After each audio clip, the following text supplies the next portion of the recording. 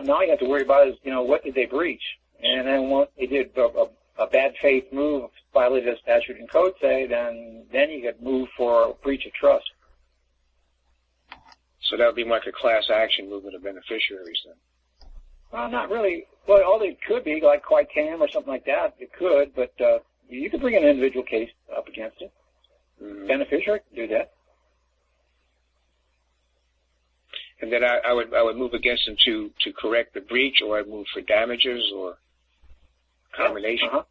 Right. Okay. I was going about it the wrong way.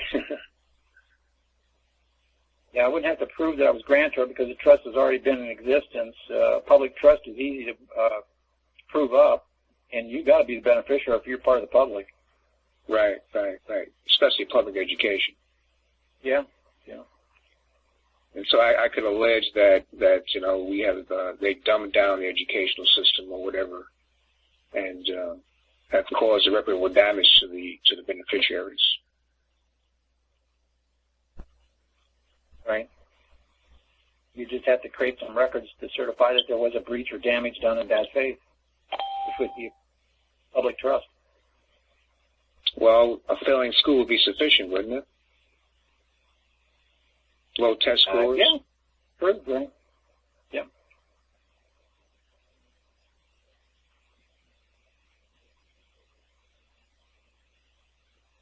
Anything else? No, I was just thinking if I had copies of the low test scores, would that be res? But I'm not going to go there. Stay with the beneficiary. No, that's all. Thank you.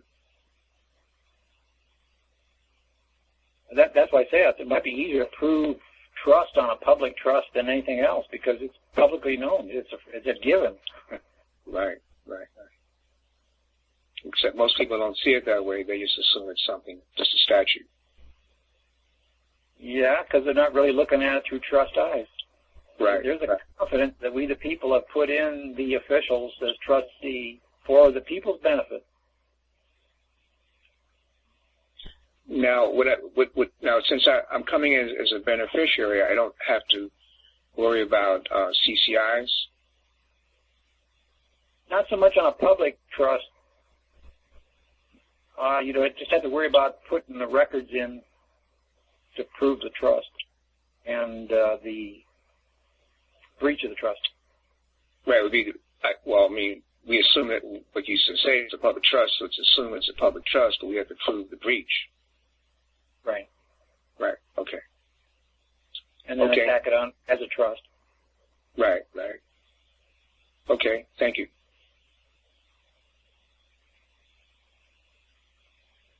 Which comes back to that corpus juris secundum I keep on talking about last couple of days or so that reinforces what I've said all along, that he who claims trust must prove trust, and you're going to prove trust by a trust. And that corpus juris secundum said that under the general heading under section 161, the rule of construction, it is a rule of equity that once a trust is created, it is thereafter to be treated as a trust. If we don't treat it anything other than a trust, say debtor-creditor, then that's our major problem. I think that's the whole thing in a nutshell. Can't attack trust with debtor-creditor. Right. So my first move would be to gather evidence of breach of trust. And would that be based upon their statutory regulations or just based stuff like failed schools and low tests?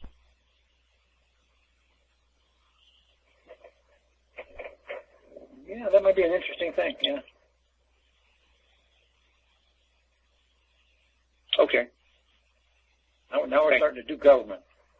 Yeah. Yeah, we're going to do government, right. But we'll see how far it goes. But I would still send them, I would still use stuff like registered mail. Yeah, you're creating records, creating titles, and then those records are going to be used to prove your claim. Would I have the trust? Then the trustee is presumed to be guilty, and now the onus probandi shifted to him, and he's between a rock and a hard spot then. So now, what should I ask? I mean, in a practical sense, it's not about the money; it's about improving the educational system. Yeah, well, that's what the Court of Equity is going to compel them to do the performance. Can I give instructions as to how I see it should be?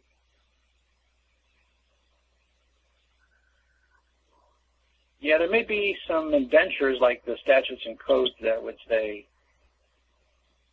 such and such a thing has to be done or whatever it is. It might involve some research in there. I mean, like the way it is now, because I mean, I teach on a daily basis, and the way it is now, the system makes the kids come to the system, and the system's out of step with time, and the kids don't like what, it's in an effective way. But if we do it, if we change it around where they have more practical, real life learning, from my experience, they learn easier and they're happier. They want to learn. So that's my basic purpose, is to make a shift in the way it's done, because a lot of subjects are not, life specific. So my question is, the remedy is what you're getting at is all through the past history we've been trying to change things by doing the debtor-creditor realm, and it was ineffective against the trust. Mm-hmm. So if we start getting the trust mentality and start changing things by trust against the trust, then maybe we will be a whole lot more effective. So then I could write up sort of like an indenture or instruction list to the beneficiaries as trustee, recommendations or commands, rather, what I want them to do. Possibly, yes, because the indenture would be probably the statutes and codes somewhere, how education is supposed to be run. Mm-hmm. You could come in and, since things are failing, that indenture needs to be modified some way. Oh, I got you. Right. Yes, I could modify the trust as a beneficiary. You could put in a suggestion, I think it takes a consensus of all the beneficiaries to modify the trust, but at least you start making a stab and getting some people involved behind you and start attacking this as a beneficiary trust and start changing things by trust instead of statutes and code debtor-creditor. Right. So that's the key factor, is like naming the beneficiaries, and there's so many thousands of people involved. Consensus might be a challenge. Yeah, but it starts with the first domino. Okay. And you never know, the momentum may grow. Well, in New Jersey right now, it's right, because the governor is cutting back on education and all that kind of stuff. So, I think back in TT last November when we first announced it, and I look back, say, 6 months now, how phenomenal this has grown. You would not believe. You would not believe. It's really awesome, really. I mean, we had on the website, we had 152,000 downloads in 1 month. It's a lot of people. That's a lot of people. Somebody's taking this in. And I'm hearing through the grapevines, people are picking this up, and I'm hearing different things that people are doing, and I'm hearing some success stories at it also. That's good.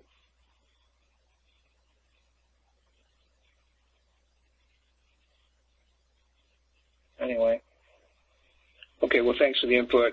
I'll keep you posted.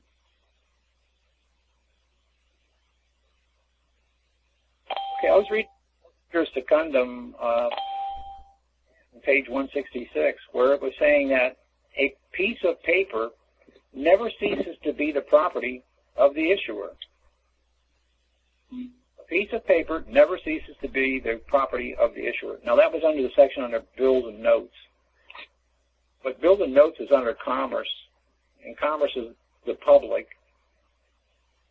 And since we're operating in this commerce, this public, the fact is that your signature on all these documents that put everything into play, and you're the issuer, and that paper never ceases to be yours.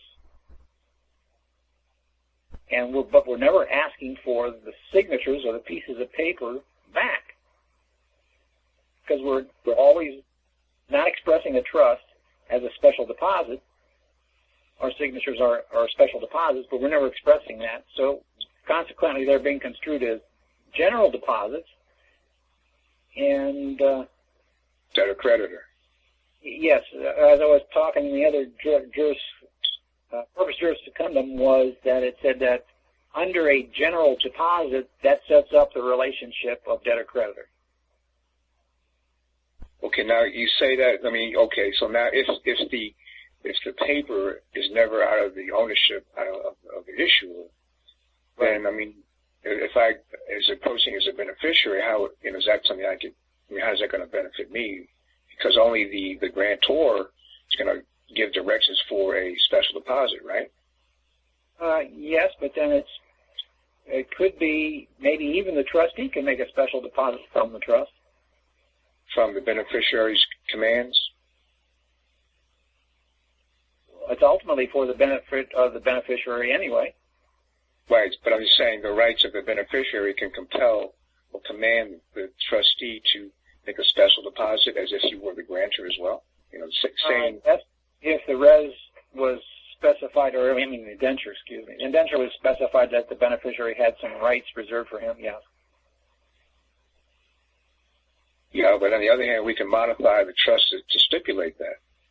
Yeah, you can. Yep. But the point is, I'm asking for our deposits back. We're not expressing that they were special deposits. We're trying to get them back under debtor creditor. We're not giving them back under debtor creditor because they don't have to under debtor creditor. I got it. Although this thing is really saying that you do have, because this is debtor creditor. So if I send paperwork over to the trustee as a special deposit, a request that they make, or a command for special deposit, then it's a similar effect as if I were doing it as a grantor. If you expressed it to be a trust, yes. Yes. Had the evidence that it was a special deposit. And then I have to do the UCC1, right? Yeah, the 1 to 3 and the 3s, yeah. Right, okay. So in a way, we can use, it's the same process, but from a different perspective. Yeah. And my modification, I'm sorry, go ahead. Pretty basic, but, it applies to everything. So the indenture would be the modification. You could indenture modify it, yes. And the indenture would be the paperwork. Yeah, or you could just issue a callback of the, order the surrender of the documentation or the deposit. Order it back. Order the surrender. Of the indenture.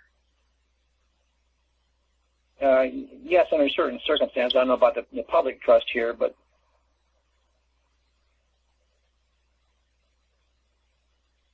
say another type of trust, any other regular type of trust, order the surrender of the note back, or order the surrender of the res back, or because it was put under special deposit. Right. And if they didn't return the special deposit, then they would be in breach. Oh, I got you, right. Set them up for breach, right.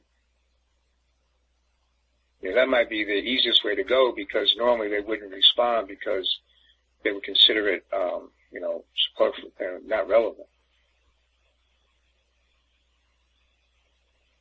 I was thinking more along the lines of debtor creditor pieces of driver's licenses, different documents like these, birth certificate. I got you. Okay. Anybody who is the issuer or the signator on the documents has got the right to call them back because those documents are yours. Mm-hmm. Right. Well, this is it's a different thing. This is a different trust. Yeah, but the principal is still a special deposit, and a special deposit is supposed to be returned in kind. If it's not, it's commingled, and then it's a breach. All trust basically going to work the same way. So then, as a beneficiary, I could command them to keep it for so many days and return it. And if they fail to do so, it's a breach of trust.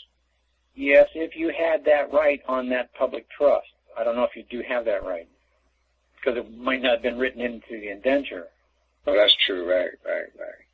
The indenture has all this 50 titles of all the USC say. Then, that's a lot of code.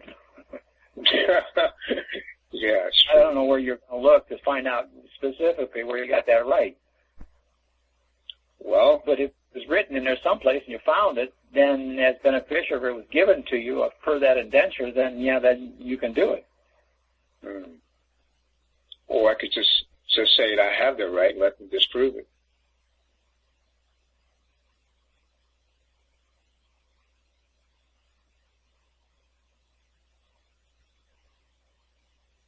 Possibly. So I'm thinking about that. If you can prove that you're the beneficiary, you could make the claim. Then if the claim it's up to the trustee to prove whether or not you did what you were claiming, or you didn't do what you were claiming. That's what I'm saying. But he's still got to prove it first, doesn't he? Yeah, he would have to. Yeah, because it's going to shift back to him for the breach, and the court eventually will assume that he's in breach. Yeah, I was unclean hands. Yes, but if you could come up with some kind of certification of a breach of the public trust, then you got some kind of grounds to come at him with.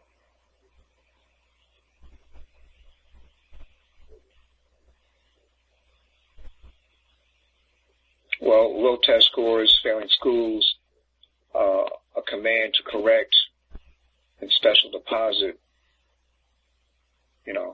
so many days to correct.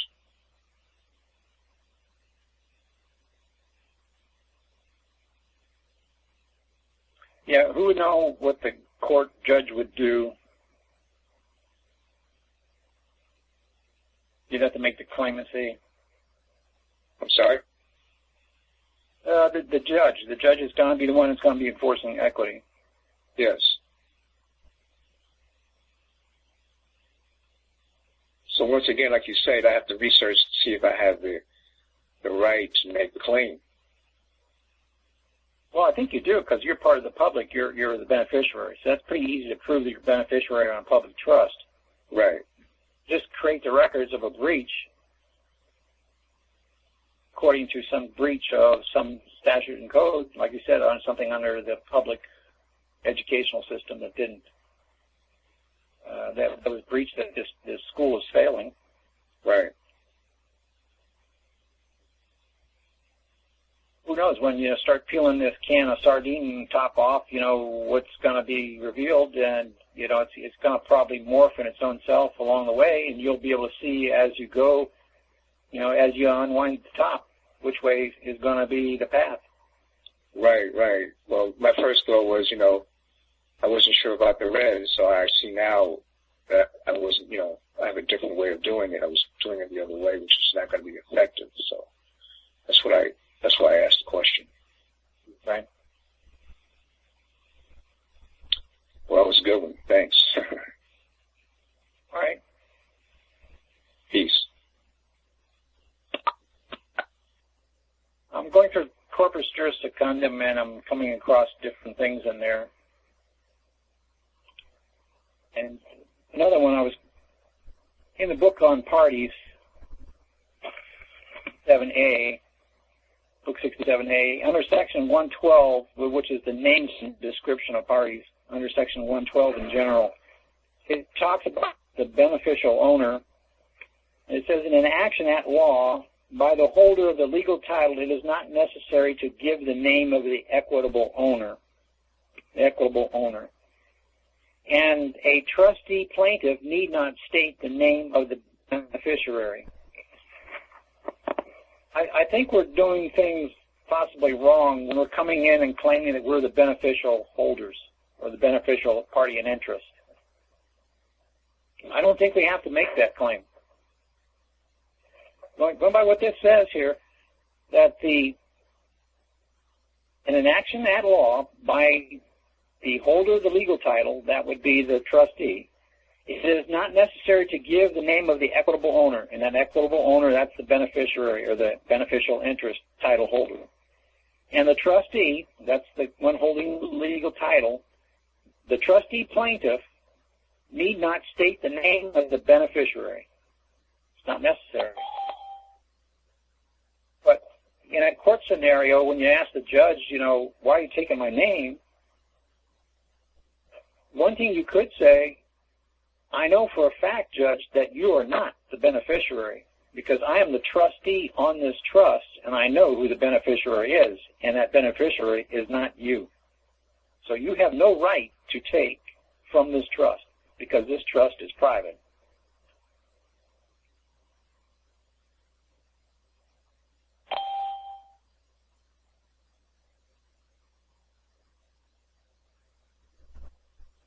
But Christian, remember last time we talked about putting the paperwork in first, so we wouldn't have to have that conversation in court. Uh-huh. So now I assume this is like just like a formality in court, but we've already sent the paperwork in, right? That makes that claim that the court is not the trustee and that there is a beneficiary, but we're not compelled to name the beneficiary and that we're the trustees. Right. So I'm seeing that we should probably be coming into court as trustee on the public side, but in reality, on the private side, we're beneficiary. And I really don't need to name that beneficiary because that's private. And then that would be the portal going to chambers, right? If necessary, yes, I could reveal it there, but it might not even be necessary there. So what I mean is that I'm trustee on the public side. I'm making a claim to this trust. I don't have to reveal the beneficiary. No, and you say because it's a private matter, that I'm thinking the court would say, well, what is that? You would say, well, no, I can only reveal that in chambers. Yes, if it came down to that, yes. Yeah, that's what I meant. I think you probably can't be compelled to reveal who the beneficiary is, and we probably shouldn't be revealing who the beneficiary is because it's really not necessary. The trustee is the one who's making the claim. He's making it on behalf of the beneficiary anyway. And if you prove trust as trustee, trustee's got the right to make a claim. He's got the right to defend the trust, even though it's a public trust or, say, it's a private trust.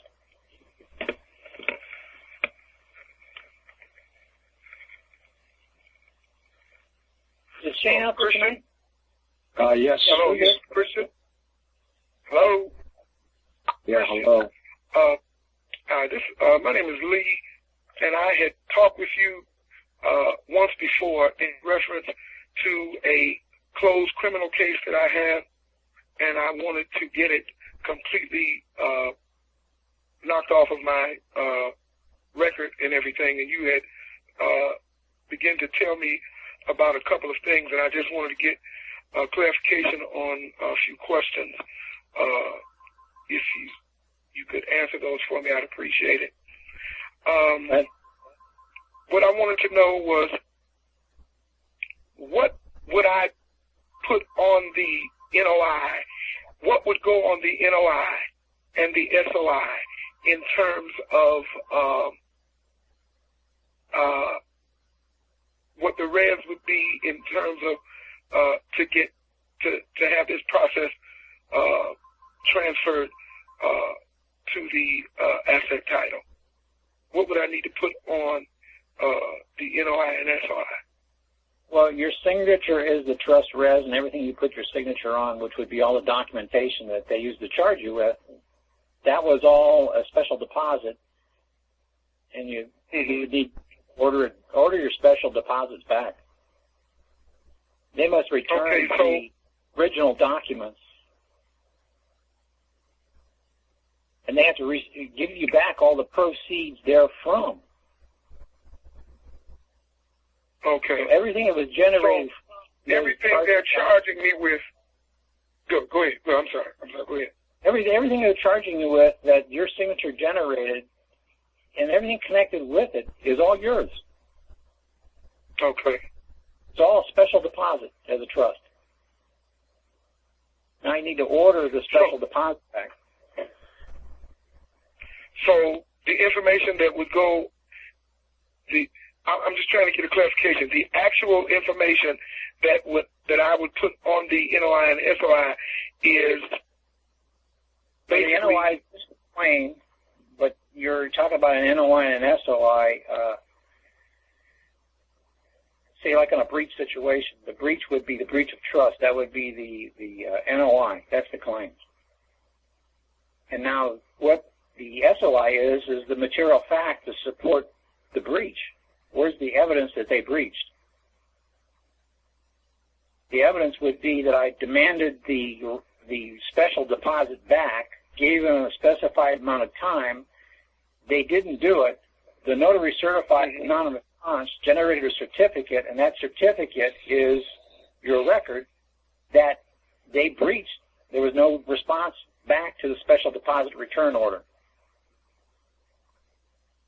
Okay. Now, like I said, this case is closed and it's over with, but it's still on my records. So, and it will still come up. You just said it right there. Well, you just said it. Say it again.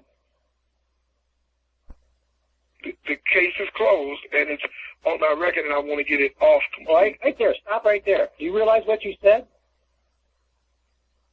Okay, no, explain it to me. I'm overlooking it, obviously.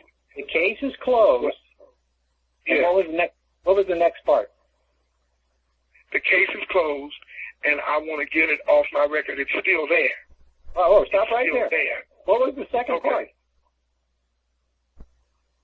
What was It's the still second on part my again? record. Say again? It's closed, but it's still on my record, and I want to get it off. Not the first part, the last part. That's the key part. Do you realize what you're saying? In other words, it's closed, so it should not still be there. Is that what you're saying? The first part is it's closed. The second part. What was the second part again? And I want to get it off my record. Whose record? My record. Your record. Yes. So it's yours. Okay. I see what you. Okay. Is it not yours? Yes, it is. It is. Why'd you give it to them? Why don't you ask for it back? Okay. The definition of give in Black's Law, where's my sheets at? In some other book.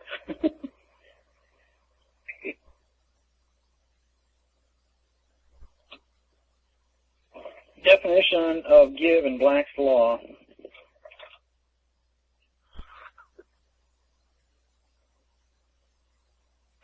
To voluntarily transfer property to another without compensation. Why'd you give them your records? Okay, I see what you're saying. Okay.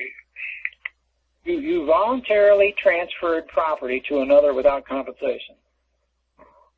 But since you didn't do it under a special deposit, it was a general deposit, and a general deposit puts you right under debtor-creditor. Now just come back and correct the misconstruement and ask for your special deposit back because it's my records. Okay.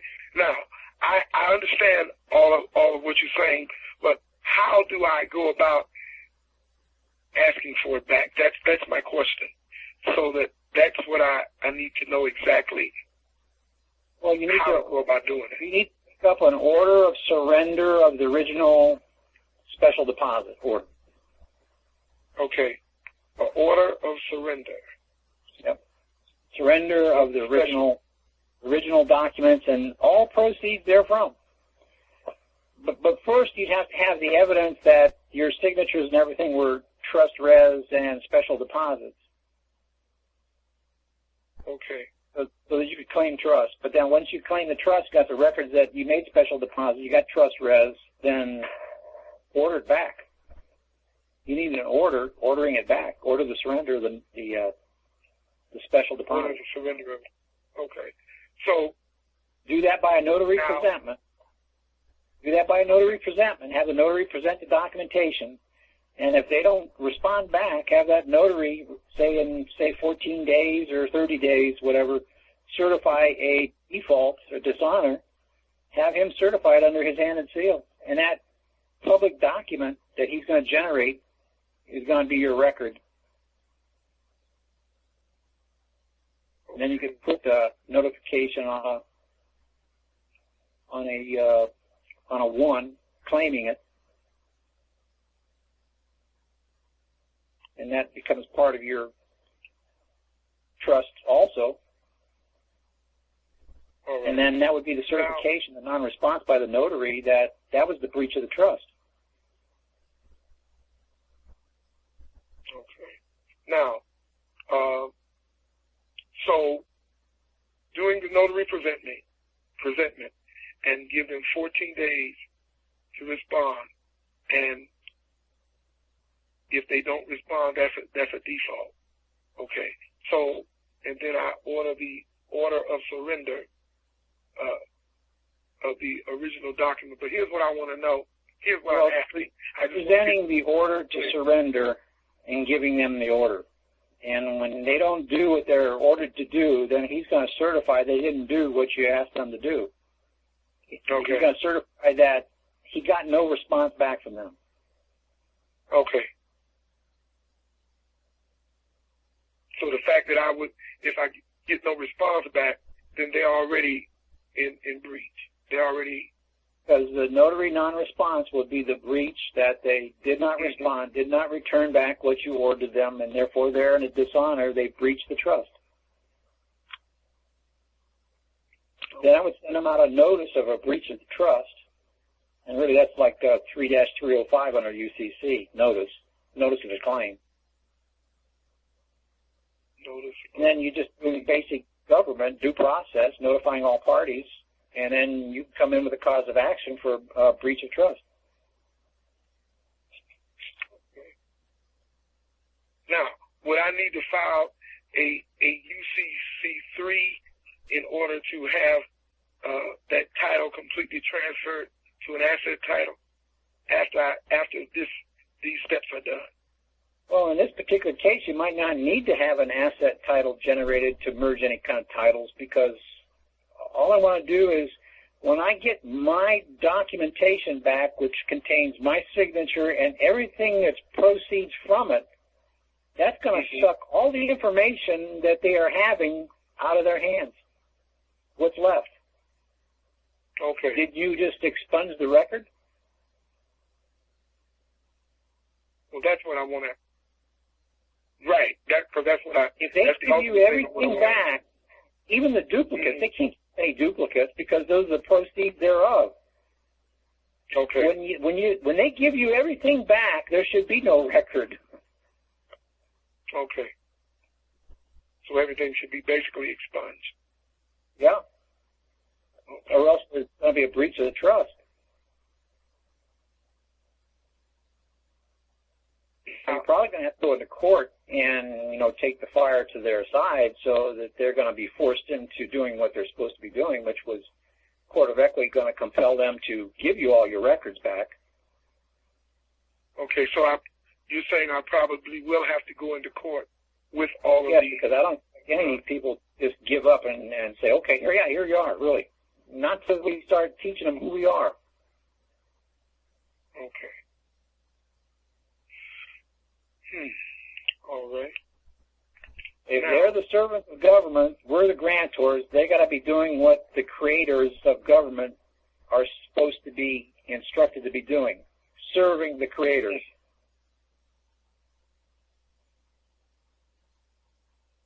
So basically, it could be a long, drawn-out process if I would have to go to court. That's what you're saying? Possibly, yeah. It might take 2 years. Yeah.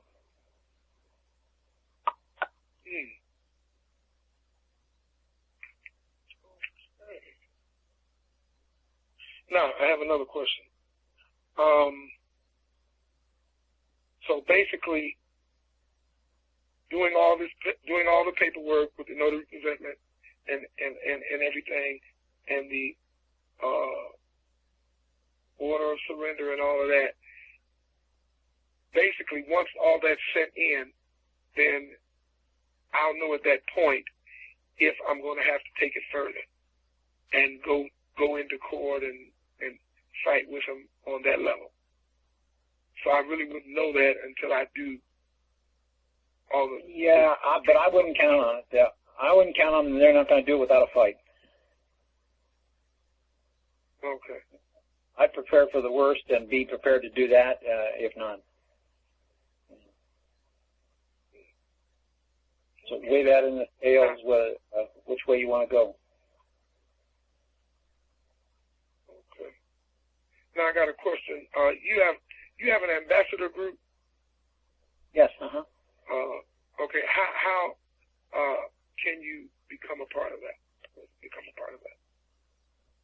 Do you know anybody that is an ambassador? No, not offhand. No.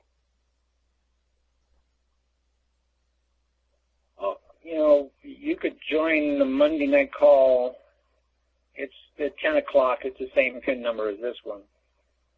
And then just ask for who's a trust ambassador that you can get up under. And trust ambassador. Okay. All right, and they would be able to assign me someone then and tell me what to do. Yeah, I try to have my 12 and those 12 and everybody else is under those 12. Okay. I don't have time on everybody, so I'm just picking my 12. And okay. So just call on Monday night and ask to get up under a trust ambassador. Yes. Mm-hmm. Okay. Okay. Well, thank you very much. Sure. Appreciate it. Thanks.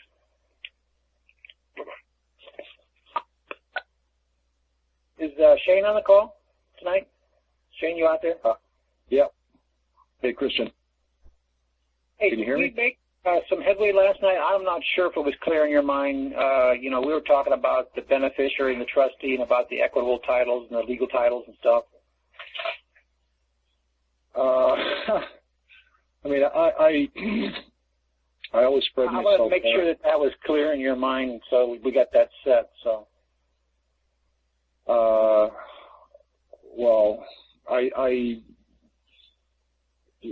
what's kind of interesting. I mean, even today you're saying that you are kind of moving a little bit away from saying that you have to be the beneficiary, right? So I try to keep myself on the public side. Well, that's actually, yeah, well, you're actually saying that. I was going to ask the question then. So you're saying that you can be the trustee then on the public side, and in essence, you're representing the beneficiary on the private side? Yeah. Hey, that's what you're doing. That's possible then. That's okay. Well, that's a very cool insight for me right off the bat. See, for me, I'm always trying to be ready to keep open for the next thing coming around the corner, right? Because I'm trying to ever expand a more comprehensive understanding. I try to avoid just, by rote definition of stuff. So sometimes I have moments of great focus and spread out between long runs of things being kind of messed up, but not in the same way that other people are messed up, so to speak. I hope that makes sense. But I wanted to ask you, is it clear in your mind now that you see the positions between the beneficiary and trustee and the two types of titles? Is that clear in your mind? Okay. I could very much go over that, and the best way is I wouldn't mind one example of, because we were talking about two things. One was an example like where somebody owns a vehicle, for example. That'd be a nice, easy one for everybody to get. And then there was the issue of the birth certificate itself, right? That's what we were kind of discussing last night. That's what you're making reference to? Well, I don't know. I don't think I was making a comparison to any specific example. It was just that there's only two types of titles. The trust came in and split the perfect title, which was just one title, a allodial title or perfect title. The trust came in, and the trust purpose is to split the title. And it splits the title into possessory title, which is the liability title, and that's in the trustee. That's the legal title. And then the other one, that's the 9/10 one. And then the other title is in the beneficiary. That's the 1/10, which is the real ownership, really. And that's the beneficial interest or the equitable title. And that's in the beneficiary. Okay. And then you made another interesting point just today as well, saying, for example, that whoever issues the paper will always remain the owner of it. Okay. Right. And that was under debt of creditor. Okay, that would be that could be construed as debt of credit or trust, right? Yes, I would think so. Yeah, because that was under bills and notes. Okay. Now, because I come from Vic and different points of view and stuff, and I'm really coming from Winston and all that stuff. But who do you consider issues the birth certificate? That's the government, right? Nope. No? Okay. Nope. There's where I'm maybe having a little bit of confusion in. So the fiction is dead. The government is the fiction. How can the fiction do anything unless it's got a charge by a live man or a woman? There has to be a signature charging something, ordering something. Okay, so that comes back to me then. Somewhere I connect back. I'll say that the government was the mechanism to create the birth certificate, but it was not given the order by itself. Somebody had to order it.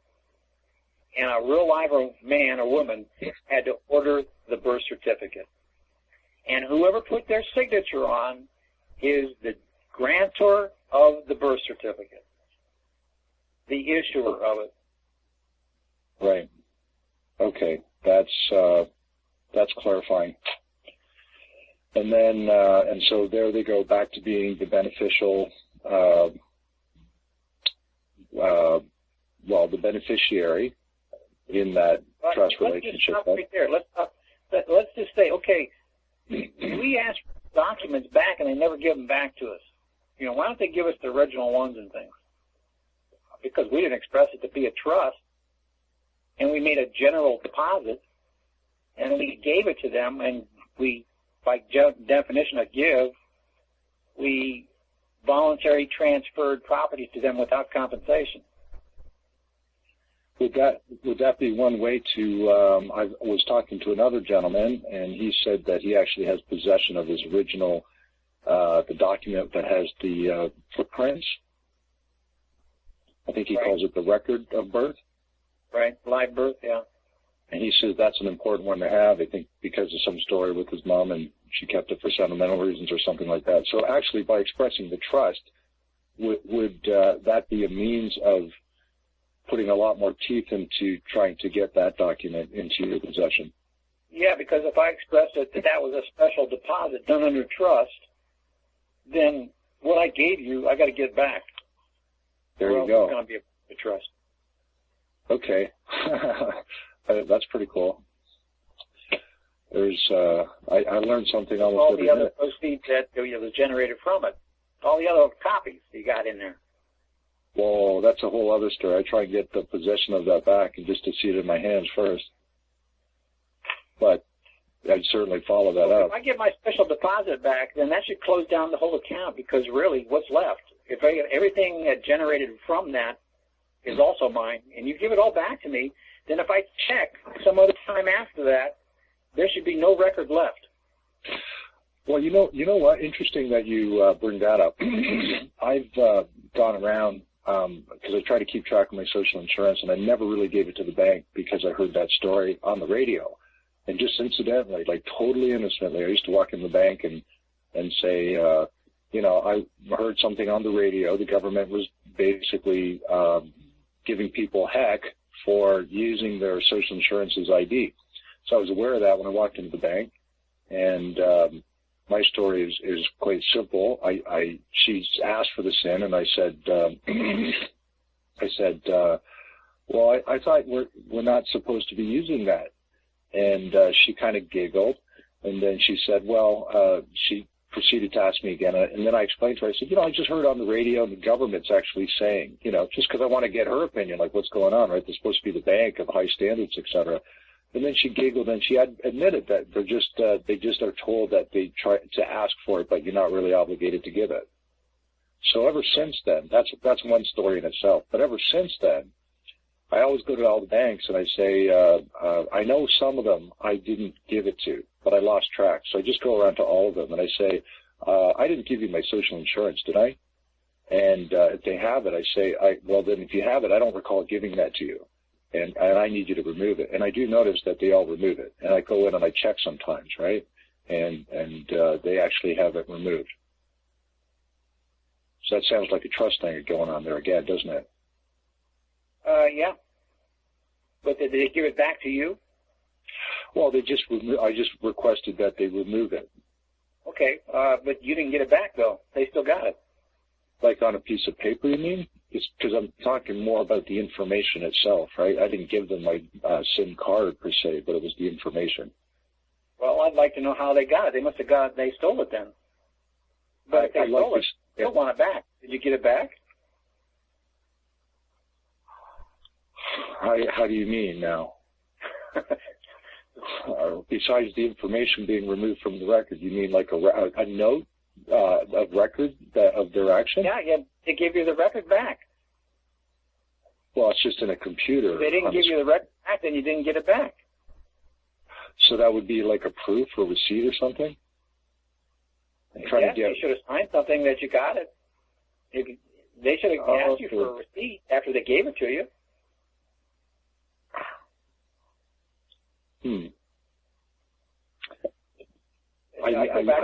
Hey, you guys are in breach. You didn't give me back what I asked for. As far as I know, you stole it. I never gave it to you. You stole it. So I need on black and white in the form of some kind of a note or record, an acknowledgement that a request was made to have the social insurance removed, and they have in fact done that. Right. That would be the thing they could give me. Okay. And just for the purpose of having a proof of record. Mm-hmm. Okay. I think I got you. All right. Okay. Hey, Christian, it's Jason. I have a question for you. Yeah, go ahead. Shane, if you're done. Yeah, no, I'm full right now. No, I'm still going to ask him about the equity thing, so if you could clear on the time. Okay, go ahead.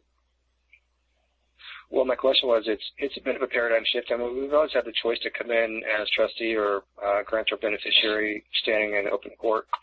But the issue, it always seemed, in a sense, more protective to come in as the beneficiary after you've made a claim and with your proof of the trust that you can send to the judge in chambers.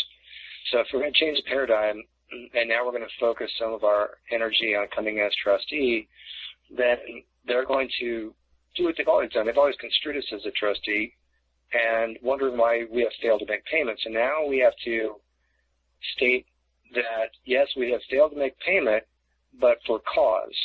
And now I think the burden is still with their trustee to demonstrate why we've to make well, that. So if I was a trustee, why didn't I make a payment by my special deposit?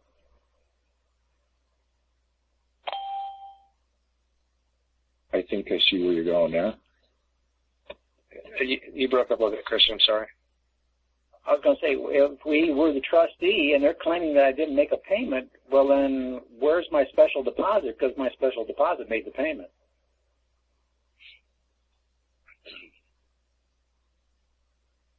So we just have to make some type of special deposit and make that record of it, and then probably move for either protective order or move for in-chambers camera review of those documents demonstrating proof of payment. And is not coming in and claiming that you're the trustee for this matter, is that not also a breach of trust, public trust? Is that non-colorable? Well, that'd be the next thing. We might have to figure that out. Say, if we want to treat it that way colorably, or we want to keep it as CPI information that I am the trustee on this trust. Because somehow they're going to want to know the name. They're going to know who you are. What authority do you have to come in there? Whether you're as a trustee, beneficiary, authorized agent, living man, whoever you are, they just want to be able to know who they're talking to, who's doing business today, who's coming in to do business to settle this account. That account, so, which is the case, I took that account that was the case, and I treated it as a trust, and we're forming the trust right then and there, and I am the trustee on this account, this case. And that case, in the public, got into the special deposit that made the payment, and there's where your record of your payment is.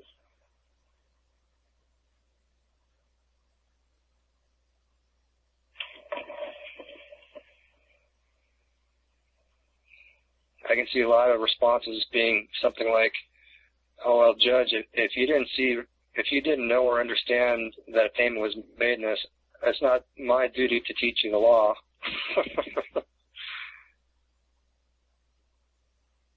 They're not going to know or understand that a payment was made. They're going to look at the paperwork they get in chambers and wonder what this patriot mumbo jumbo is. And well, I guess we're going to have to educate them on the fact then. Yeah, and and show them that, hey,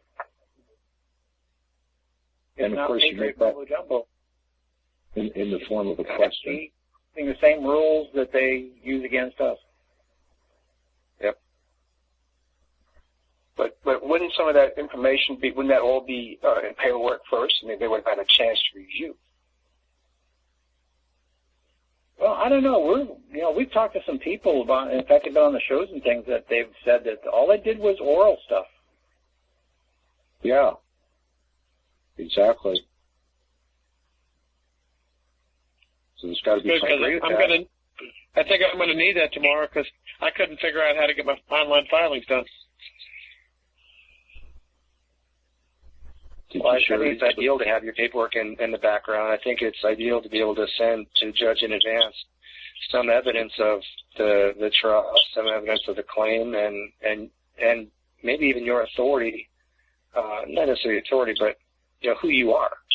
And I come back to the matter of changing our jurisdiction or changing the venue in which we're operating, so that we are now coming in a different capacity, not just as a clear differentiation between the straw man and between the living man. Yeah, remember you can make an NOI that's not substantiated by an SOI material fact, but you've got a little bit of time in there before that thing's going to time out. As long as you come in with SOI to support that NOI within the 30 days, then your claim's going to be substantiated. So question, so if I go online and I do an online filing tonight and I print it off of the screen, my filing, even though it's not certified, then I can bring that and that's my NOI. Yeah, there's your presumption breaker. Okay. Or that sets up prima facie evidence at least, because now you got copies of originals. That's all they do. Okay. Well, then I know what I got to do tonight. Hey, Eric, did you get that document out there? Pass it around? Say it again? Did you get that document out there? Maybe pass it around. I'd like to get some feedback on it. Among a group that I'm currently involved with, yes, but we'll get to that sometime soon, hopefully.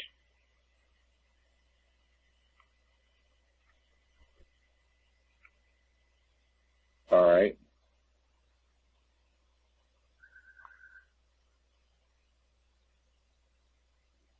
Christian? Yes. Is there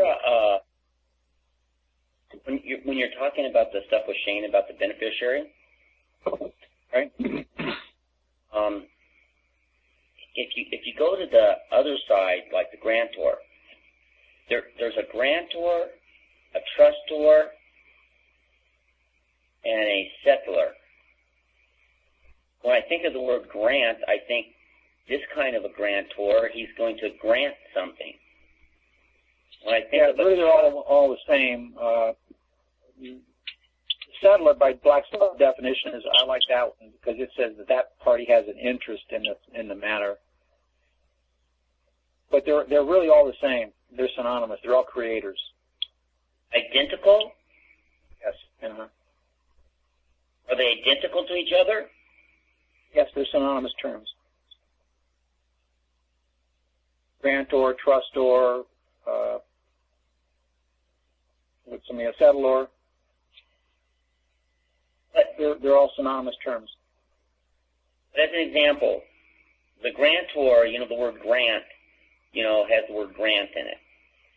Settler, I think what you're alluding to is, what I like to do. I would like to use grantor if I'm forming the trust. Then if I've got a problem, I want to reform the trust or correct a misconstruement, I'm going to come in as settler.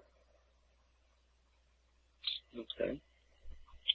Yeah, reform, right. And what about trustor, creator? Yeah, that's synonymous with the other terms also. That's creator also, yeah. But I like grantor or settler, and I would use those two terms myself a little bit differently because I understand them a little more. So it sounds like you're coming in to settle the matter.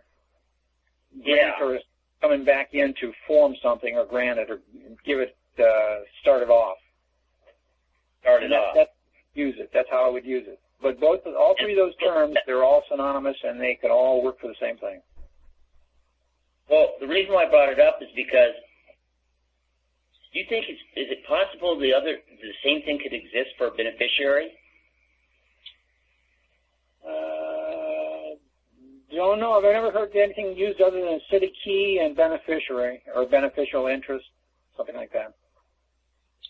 It seems like the major... You could use grantor as also creator, same thing. Creator, settler, grantor, trustor, those are all synonymous terms. As an example, say you have an income beneficiary or a remainder beneficiary.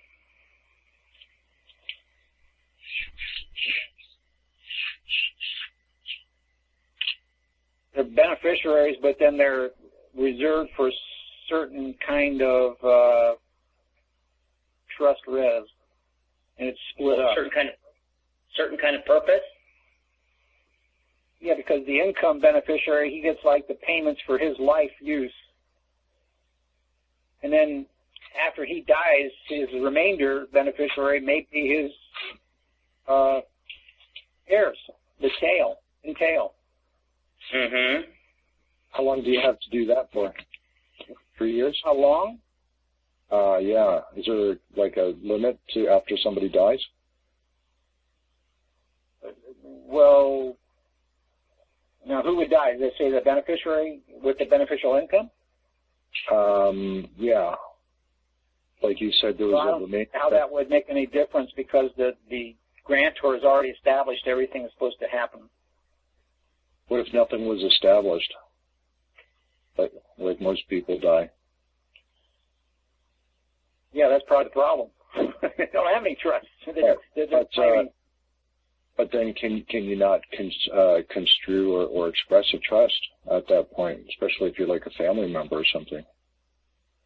Yeah, if you've got evidence that you were receiving income and you had some kind of evidence that as Just death of if it's like the head of income. if it's the head of the family, then like the wife would have something. Yes, right. She could be the heir of the principal after the husband sees beneficial income. And then she'd probably need me as a trustee or something like that to do it on her behalf in this case. Well, there would have to be a trustee already. Well, somewhere. Still income. It has to be coming through a trustee already. I've heard that there's money in after that when people die, especially, everybody, right? There's some kind of person. If you stay in the vein of thought of grantor, trustor, settlor, and then you think in the vein of thought of income beneficiary, remainder beneficiary, heir 1 through 20. Now, is it possible that the trustee could have there's different kinds of trustees? Sure. It's got to be. Co-trustees, yeah. Well, co-trustees or trustee agent? Well, the agent would be different. He would be working on behalf of the trustee with certain kind of limited powers granted to him by the trustee. And as an attorney in fact? Or would need an attorney in fact do that? Right. So there's trustee, co-trustee, and trustee agent on behalf with an attorney in fact.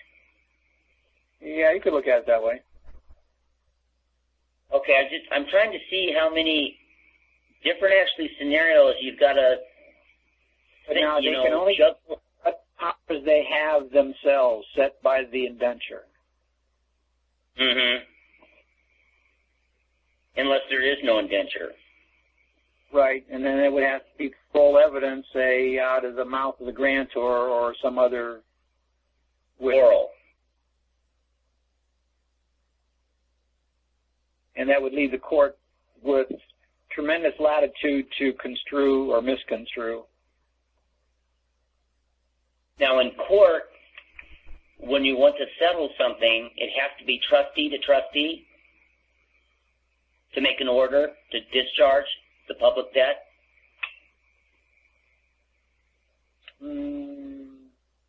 So you just got to request some kind of claim to be brought forward?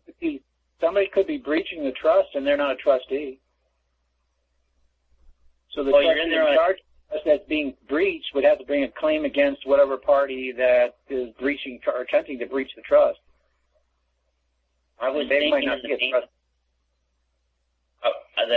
I'm sorry, I didn't get the context, but I was thinking in the context of a traffic ticket. You go into court, you're the trustee, the judge is the trustee, you got to give them an order, trustee to trustee, to extinguish or discharge in the public the charge for the ticket. Well, why assume you understand what process they're saying? Trust the point of view you're coming from. Are you trying to say that these are agents of the U.S. Trust, which is the City Key Trust that they're all trying to get into, or are you forming a trust locally in the court there and you're pointing to the trustee? Judge would be the trustee for the U.S. You're the trustee for the City Key Trust, and you want to order a discharge on the presentment that's that's there for discussion. Yeah, extinguishment of the debt. Right, for the extinguishment of the debt. So it would be trustee to trustee in a ticket matter, right? Yeah, but we're talking trustee, judge being also two trustees, really. He's trustee of the United States, and he's trustee that you appointed him trustee of. So he's got two trustee positions. And so that goes back to what I was just talking about, the different kinds of trustees. There's trustee, co-trustee, and trustee agent on behalf of attorney in fact. Now, is there another trustee when you've got two trustees together in the same person?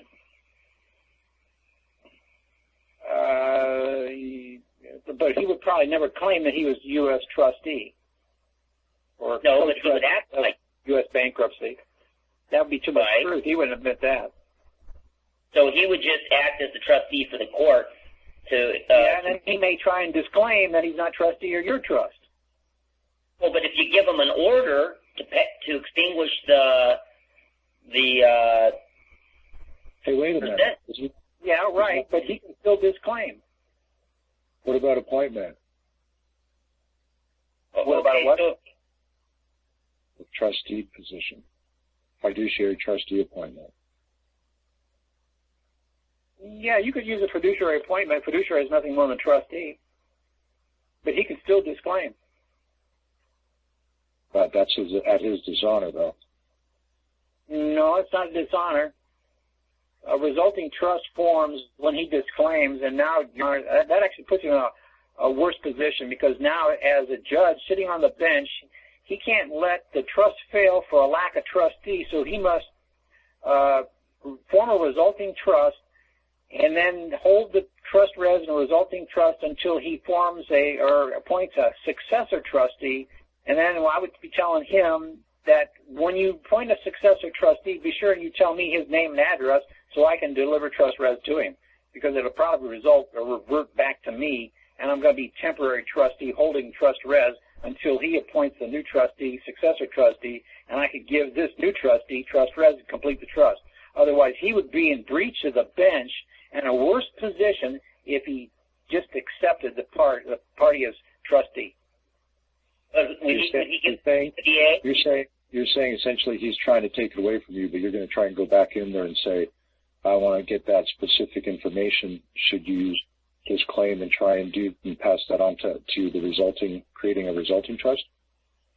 Yes, temporarily a resulting trust is formed, and I'm going to be the trustee on that temporarily as grantor, holding on to the trust res until he is disclaimed, but he's got to reappoint a new successor. And it's at that point where you're losing control and he's taking it away from you? No, he's not taking control away from me. He can't. There's no way he can. Well, I thought you were saying that he's disclaiming it and then creating a resulting trust. Yes, but that's what happens. When you're in court, a court of equity will not allow a trust to fail for a lack of trustee. The court must appoint a successor trustee, and a resulting trust is formed until the successor is named. And temporarily, the property res reverts back to the grantor that he holds temporarily until he learns who the new successor trustee is, so that he can transfer trust res to him and complete the trust, because the trust cannot be allowed to fail. Okay, now, if the judge does not appoint a successor trustee, he is in breach of the bench. Okay, so this is a good example of a resulting trustee, a resulting trust in this case, for sure. Right. But the big thing is, if he doesn't appoint a successor trustee, and I would tell him within a time limit, you got 30 days, otherwise you will be in breach of the bench. Wow. And you will never work again as a judge. So he's only bought himself 30 days then? Yes. You could even say less time if you want, like 7 days or 3 days, or? I suppose so, but everything's in court's done usually, in 30 days. But Christian, I thought that public officials like judges and district attorneys were held to accept trusteeship. That's under 7702, I think, of IRSC code, that you're all employees of the U.S. So this is under trust. This is under trust. So it doesn't apply in that case, in trust? No, under trust, they got a right to disclaim. Okay, thank you. But what I'm saying is, under trust, that's worse yet, because if he's a judge, he's in a worse position. Either he lets the trust fail and never works again, or else he appoints a successor trustee. You see how much power that is? Yeah. Well, there's not a name for when one of the three parties fails. Failure? Hey, Christian. For the three parties. Well, if the beneficiary fails to carry out an order, does he get a different kind of name for beneficiary, like a failed beneficiary, or? Beneficiary doesn't carry out an order. He has no duty to perform and do anything. Excuse me. I mean. Beneficiary doesn't have to be competent. Only the administrator or the trustee has to be competent. I meant He's like the only one with the duty. I'm sorry, but I meant like if the bank was the trustee and the beneficiary at the same time. Which they can't be. Yeah, the trust would terminate. That's what I'm saying. If he didn't terminate the trust and you appointed him as the trustee and the trust didn't terminate, would he get a different kind of a... If the trust didn't terminate? No, you'd come at him as for the trustee. Trustee is supposed to wind up the trust and terminate the trust and disperse the funds. Yeah, and if he doesn't? It's the trustee's fault. Breach of trust. Right. So is he still the trustee if he fails at his job? If he breaches the trust? Yeah, he would be breach of trustee position, yes. He didn't complete the obligation. Yeah, breach of trustee? Sorry, what's the name of this game again? Breach of trust. Or euchre. Hey, Christian, here's a thought.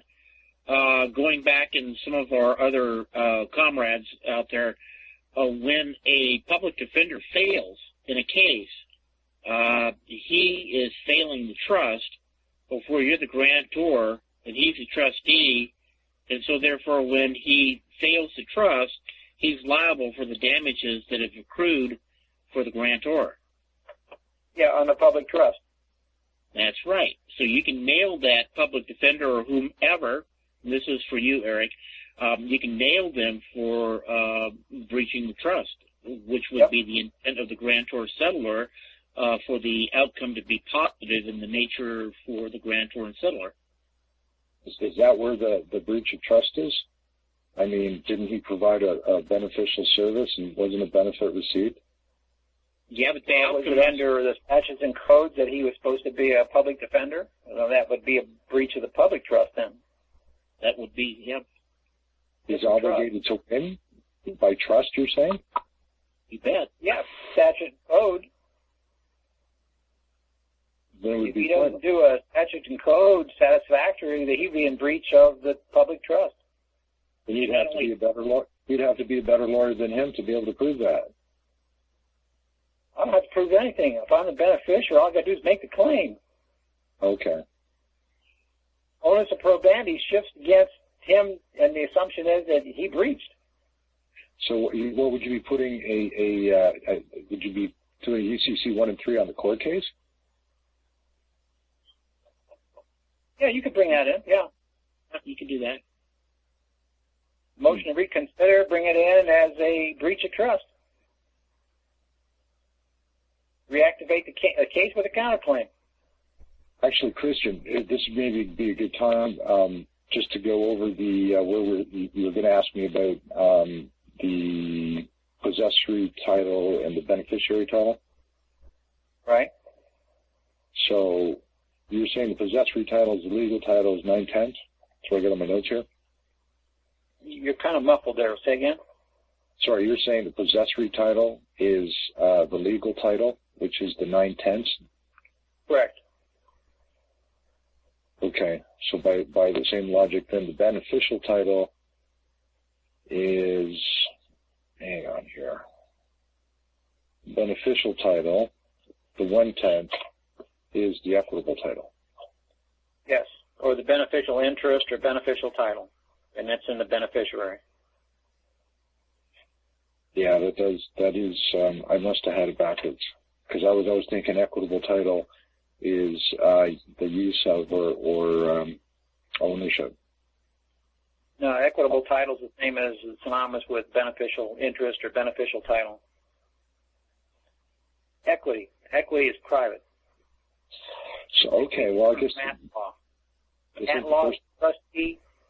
Equity is beneficiary. Okay. And that's right across the board. That's pretty universal. That's pretty general. There's not exceptions to this or anything, right? Generally speaking. No, it can't be cut and dried, black and white. That's it. Okay. No, it's probably not the first time I had something completely backwards. But there's a lot. That means I know a lot of people that have this completely backwards as well, because that's where I got it from. That's why I was bringing it up again. Okay. Very good. So how does that, was that expression, possessions 9/10 of the law, what does that mean? Good question. Yeah, that's legal title. That's liability also. So that means, like, even though the state has the title, I mean, you have your car, the state has the title, they have 9/10, and you have 1/10, even though you have possession of the vehicle. Yeah, you have possession of the colorable title, the certificate of title, which is the 9/10 possessory title, the legal title. It's not possession, it's possession of the title. Yeah, the focus used to be on, in my misconception, was always on the legal title being the most powerful thing. But it's now clear that you're saying the equitable title. It's not beneficial. The 1/10 is the most powerful one. Which is the equitable title. Correct. Okay. I got that on my chart here. And I rearranged that. Yeah. When and how would you use the three same terms, equitable, beneficial title, or beneficial interest? Would they apply in different contexts? No. So they're intermatched discretion. Okay. There's no rule. No. Not that I know. Okay. Do you favor one? No, I've used them all. Okay. Equally? No, I kind of beneficial interest, beneficial title, equitable title. You know, I've mixed and matched them all on. So you're just saying, like, according to the sentence in the context generally. Yeah, whatever rhymes better. Yeah.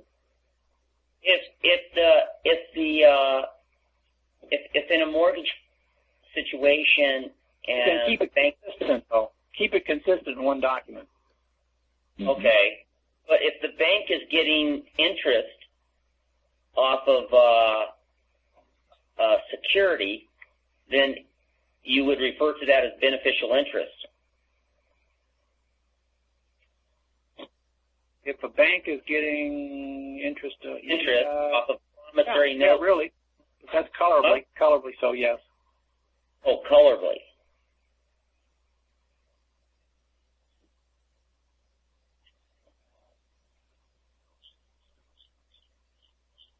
And you guys can take title and record and use those two terms synonymously as well.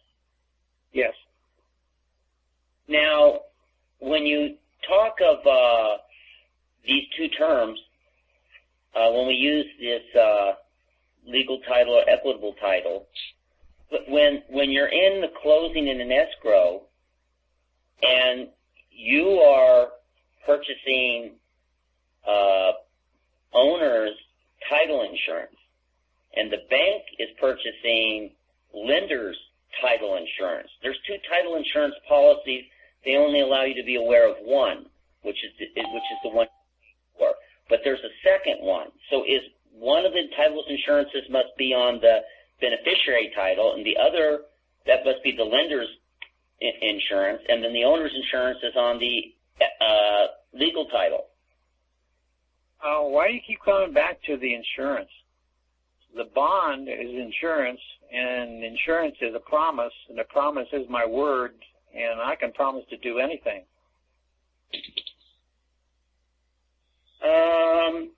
Well, because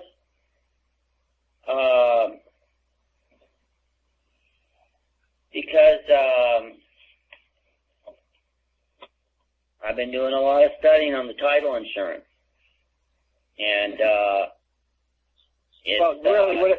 colorably they're using title insurance as a credit enhancement. That's all they're doing for securitization purposes.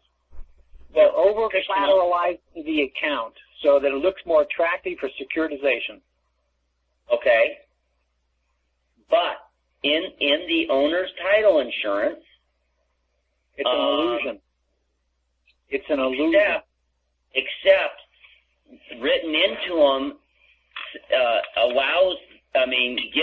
gives the purchaser the right to have them pay for legal fees if the chain of title is broken.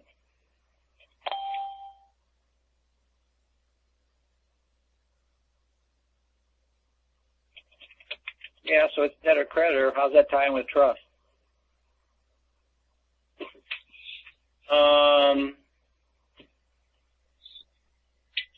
Well, if you're not a hotshot attorney like all the other guys on the line, and you get into a high-profile situation and you actually do get CC&Is and a PO in place, then you may have to partner up with a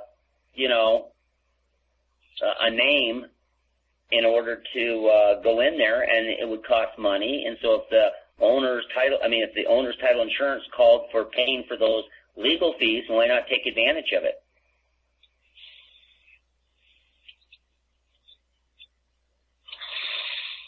Is it a 100% coverage? They have both. Usually the owner's is, usually. Unless the owner, kind of hoodwinked a special deal and he split it, and he's taken the loan and he's just, half and the rest of it, whatever the equity was at the time for the owners. Right. So that's just another avenue so I could use that in my tool, the litigation toolbox, to use. To pay for things. Right. Yeah, that's all. Right. Which is great to know. You never know where you're going to need it. Let's try and stick with the trust topics, though, really. Okay. But it is on the trust, but it's just that if you get into a situation where you want to appoint an attorney as a trustee agent on the public side, that's what I was thinking of. Yeah, you could use that possibly for a litigation enhancement for getting somebody to take your case on or something like that. Yeah, but again, that's right. Litigation. Well, these calls are litigation purposes. I don't claim to be a litigator. I'd like to keep these calls all on a trust basis. Okay. Christian, may I bring it back there now? Yeah. All right. Now, I'm a little bit mixed up on a couple of things that we talked about tonight. And first, when you were reading that Corpus Juris Secundum, you were talking about that on the public side, we may be better off to claim being trustee. Yeah, colorably, yeah, you can be trustee. Okay. So now I'm sitting here thinking about... Defend it, but don't claim trusteeship. I'm sorry, repeat it. Could do that. Repeat that, I'm sorry. You could be just a defendant and just keep it quiet that you're trustee. Okay. And I'm confused because when I'm looking at the way that we were talking about how to fill out the UCC-1 when we're transferring and we're claiming, and how we got in collateral block or in the block 1, we're going to maybe name the judge as trustee. Well, if that's the case, then do we want to alter the way that we were filling out the UCC-1? Yeah, unless you want to do a co-trusteeship for...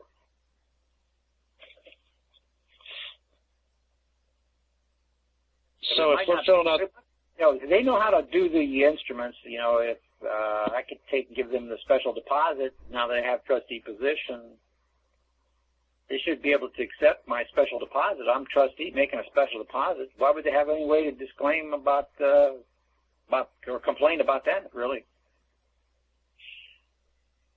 So what I'm really trying to get at is if you're gonna suggest that we might want to be trustee, how are we going to fill out that UCC-1 and how are we going to conduct ourselves?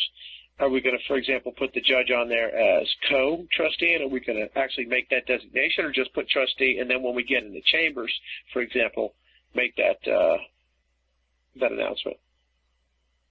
Well, let's look at it this way. How would we come about enforcing it?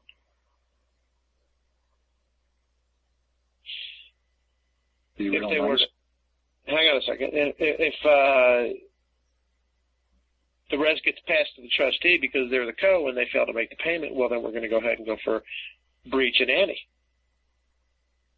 How about this? Let's start thinking of a multiple trust. What if I'm giving him as one trustee to another trustee, like what Jacob was saying? Because as trustee on this trust, I have a right to make a special deposit, and whoever I'm making the special deposit to, aren't they trustee? Trustee in relation to the special deposit? For the court? Yeah, so I could be trustee on this case, but I'm making a special deposit to another trustee, the judge, with another special deposit to him. All right, now here, this is my res that I gave him, kind of like within itself, a trust within a trust. All right, here's an interesting scenario. Let's say you go ahead and you make the record that the judge is the trustee. Wait a minute. Oh, it's like the judge is not trustee over my trust that I'm trustee on. The judge is trustee over just the trust res that I gave him as trustee. I'm with you. Okay. And you go ahead and you transfer res over just that trust, all right, and the judge disclaims or the judge recuses himself and another judge steps in. Now we're going to have to go ahead and do another public filing of the UCC 1s and 3s to move that, to have the records? So because you did an appointment, he's trustee. Did he receive trust res? He received it. Okay, who's trustee?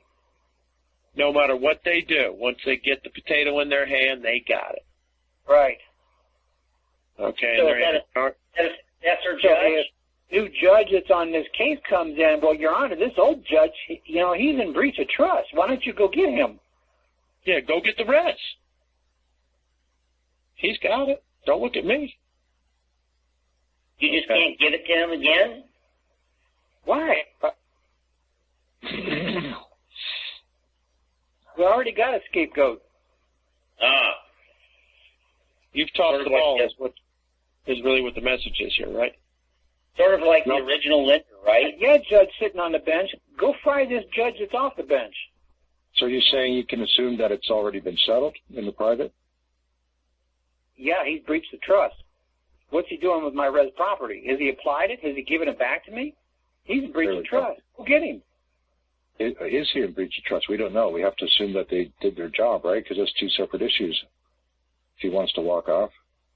Now, bottom line, if the debt isn't extinguished, he's in breach.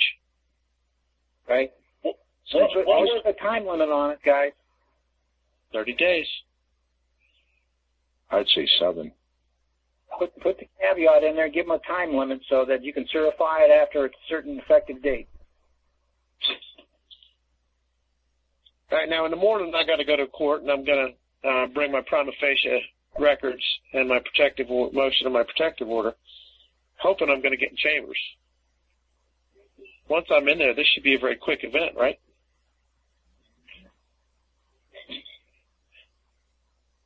There was a couple things I wanted to change up. Well, I just made a couple little tweaks on it. I don't know. I've made quite a few changes since we talked last, Shane. But that was a question for Christian. That should be a very quick event. It should be as simple as here's the records to show that the res has been transferred to you. Judge. That's documentation. I think there's the evidence and got the evidence. And at that point, all I need to do is order them to go ahead and apply the res to extinguish the debt. Yeah, order to conversion. Order to conversion, okay. Christian, if you do this merging of the titles without doing the UCC 1, what do you think the effectiveness, how much lessening is it by not doing the UCC 1 and 3? If you're merging the titles, yeah, you're going to do it by the 1s and the 3s. I'm like, That's a foregiven. Oh, okay. So in other words, it's kind of a mandate that you do the 1s and 3s in order to have this occur. Yeah, that's a mandate. Yeah, that's the only way you're going to merge the title. That's the only way You got to create the asset title. Yeah, you got to use the moving titles platform to merge the titles. You got to create the evidence, the records. All right. And there's only one way to do that, and it's to create the asset title.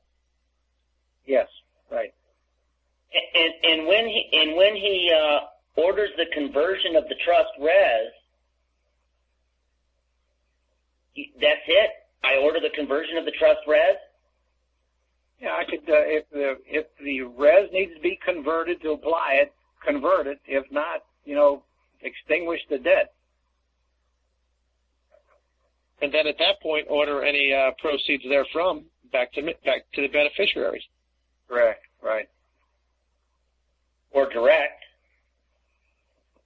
Either way, same thing. But in that particular case, if you've got the court acting or the bank acting as beneficiary, of course, obviously, that was trickery, and you've got the grantor settler that is closing or merging the titles. Now, in that particular situation, who's going to be the beneficiary? You certainly wouldn't want this to be the bank. Right. You'd have to do the reappointment back because it was misconstrued. That was some point I really wasn't bringing out. At the time that you're going to do the appointment that the bank is the trustee, you got to tell them also that you guys have misconstrued it. You're not the beneficiary. I am. You're not the beneficiary. Yeah, so that was a missing part right there. Yeah. That's right. So at that point, order a check. Well, no. At that point, you're ordering the bank as the trustee, and then you're correcting the misconstruement.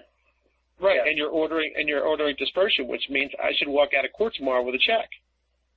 Well, hold on. If the bank's not the beneficiary anymore, and you notify them that they're the trustee, Order the deposit back, and when they don't, they're in breach of trust.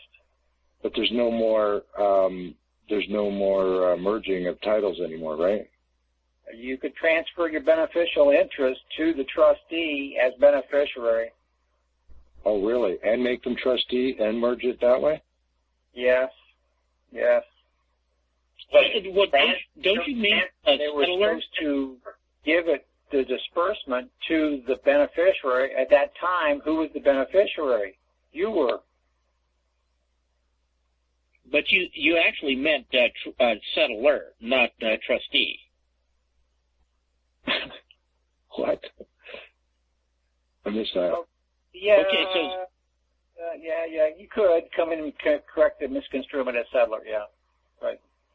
But you're the remainder settler. You're not the original settler. Yeah, I am. Yeah. What are you talking about? I am the original settler. I am the original grantor. Yes, I am. Who signed the instrument? Okay,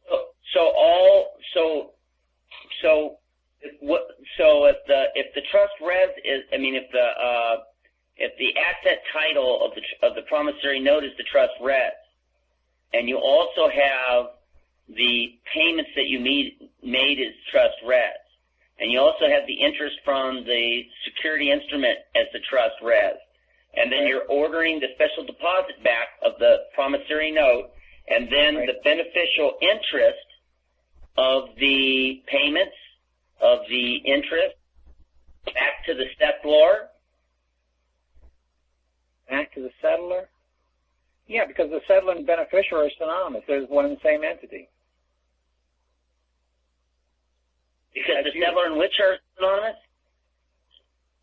The settler and the beneficiary are one and the same. You. The settler and the beneficiary. Yeah, the settler or the grantor and the person who owns equitable title, Chris.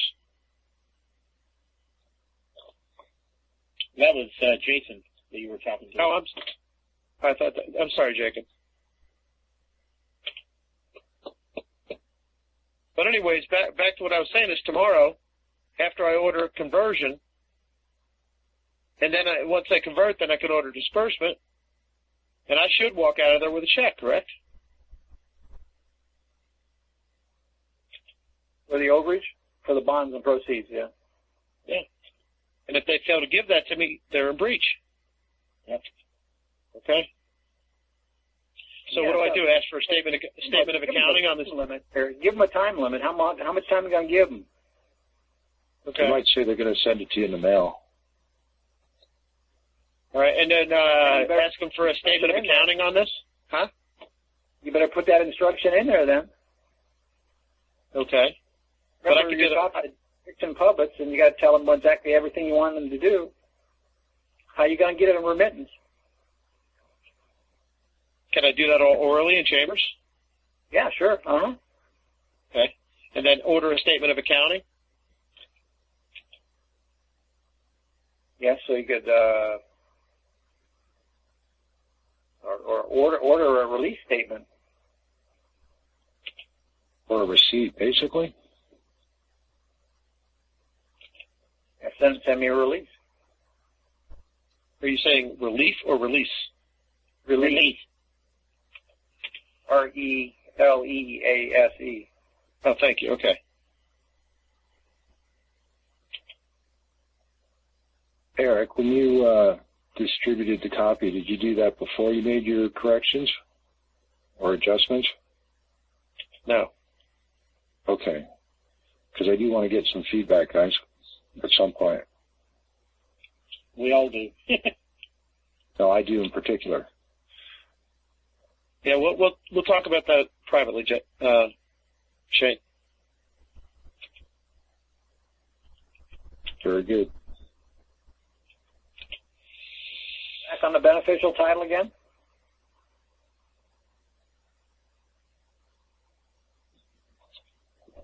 Say it again, Christian. Back on the beneficial title again. The Back on interest, beneficial equitable interest, beneficial title, beneficial interest.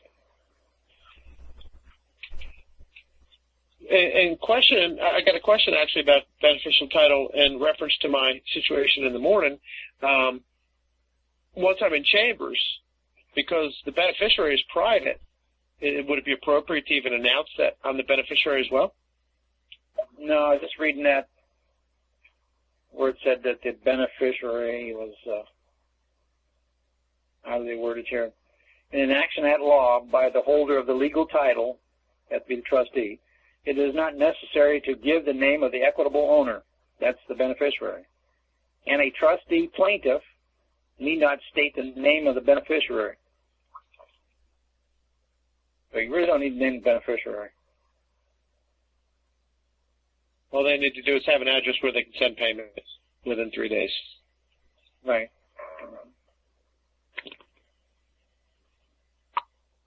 But they may have to know who to make a check out to. Yeah. I got a minute. Are they making the check out to the res dent? They'll probably make it all in the all caps name, I imagine. I don't know. Unless So they if got I- some kind of manual bookkeeping system where somebody makes it out by hand.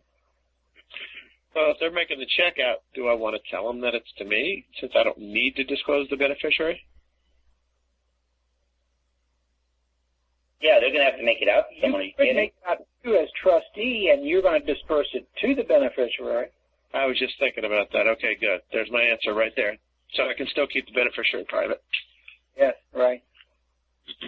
I remember when Tom Schultz was talking about this, and it was the first time he mentioned trust to me, but he was saying, because he does this, right? Because he'll drive without a license and stuff like that, and they'll pull him over, and then he will go back to collect. And he said the way to look at it was like he was the beneficiary and the cop was the trustee, and you're holding him accountable. And he said at the time the indenture or the grantor, I think he said in this case, was the Highway Traffic Act or something like that. Does that plug in at all? What was that comment last? Well, he said the third party or something was the actual Highway Traffic Act itself. So I think he was saying that was the grantor in this example or something like that. Because he was saying that he was the beneficiary and the cop was the trustee. I remember that. And he said and you're holding them accountable in essence. And he was making reference to breach of trust and so on. And then I don't know what he did in the court because I never got that close to it. But somebody else did tell me they drove him up there, and that's where I got the thing about they told him that they would just deal with it by mail. Yeah, by mail. Well, yeah, it was as close as we got to a confirmation. My friend, I knew the guy who drove him up there.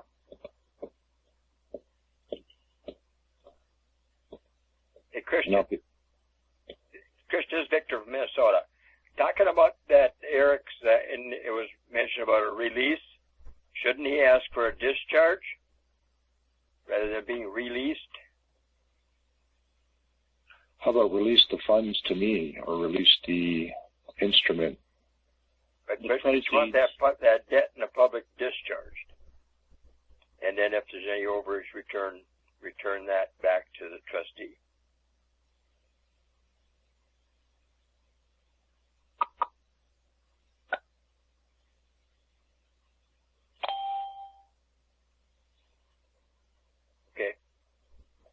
Okay, I'm back on. I got cut off. Oh, we were just wondering about that. Did you hear? This is Victor from Minnesota. Yes, go ahead. Okay. When talking about Eric's thing tomorrow, and it was mentioned that you should ask for a release. Should he not ask for a discharge in the public? Because he doesn't want to be released again. And settle it and get it discharged, get it off there. And then if there's any overage, return that back to the trustee. Yeah, the discharge would be more colorable for them to look at that way, yeah. Yes, thank you.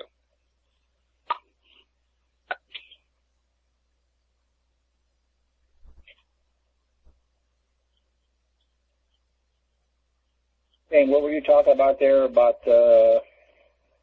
I was just remember when I first heard about this, and Tom Schultz was actually trying to explain this to me, and he had made reference that his view, he was trying to explain it simply, obviously, and he was saying something to the effect that he was operating as some kind of beneficiary, that he considered the cop to be the trustee, and he made reference to the Highway Traffic Act as the I think he said the grantor. But now I know that doesn't make sense to me now, but I think that's what he said then. Because I knew he was saying he was the beneficiary and the cop was the trustee. And he was going in and he was explaining how he was going in and collecting. Mm-hmm. But he was collecting as beneficiary. Okay. But again, like you said, there's lots of ways this works, right? Yeah, I don't think there's a whole lot of different ways how this works, right? It's either going to have to be you're collecting as trustee for the beneficiary or you're the beneficiary collecting. Well, also, too, you might want to look at it from the point of view that the officer is a trustee with the intent to collect, to settle the debt, and you are the trustee as the losing party to your straw man.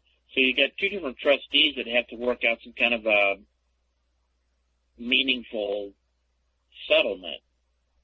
Yeah, so that kind of is like what I think JC was talking about, where they're trying to act as trustee to collect for the debt under the misconstruement. Really, you're supposed to be getting the funds back, but they never give the funds back to you. They abscond with the funds. Yeah. And then diverting the funds and sending it to the Queen instead of you. How can we clean that up, Christian? I mean, you got a thought on that one? Yeah, correct the misconstruement that they're not supposed to be getting the funds, and if they don't give you the funds, they're going to be in breach.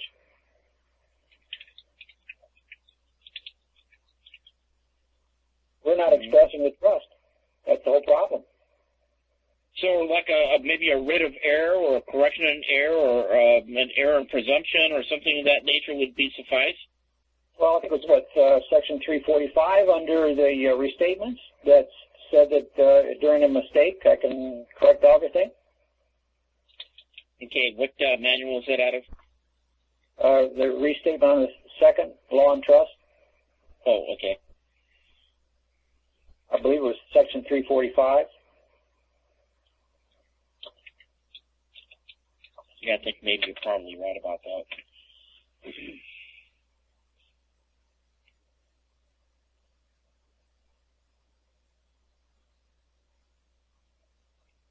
Anybody else? Question? Yeah, well, that would be a little bit like what we're trying to do with the IMF, is that we're trying to restate or to reset the status. Yes, right. It'd be real close. Correct the misconstruement. Mm-hmm. If that's the way you want to play it.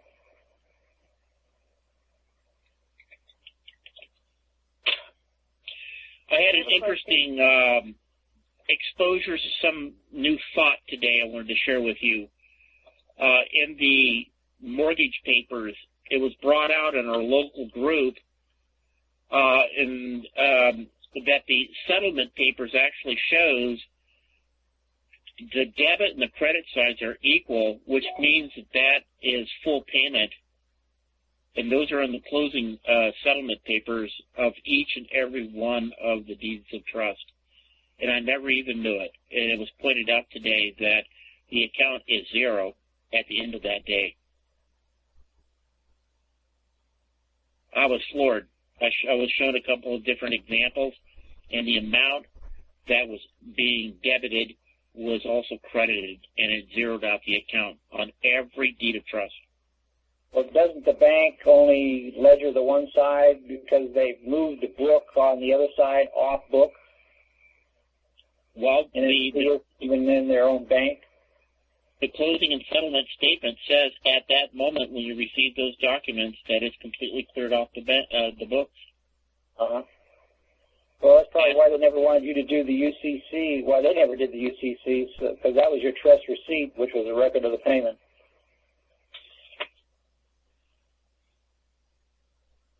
And a trust receipt would be the same as probably the trust deed, warranty deed. Mm-hmm. Wow. Tammy in Minnesota here, another Minnesotan. Go ahead. Thanks.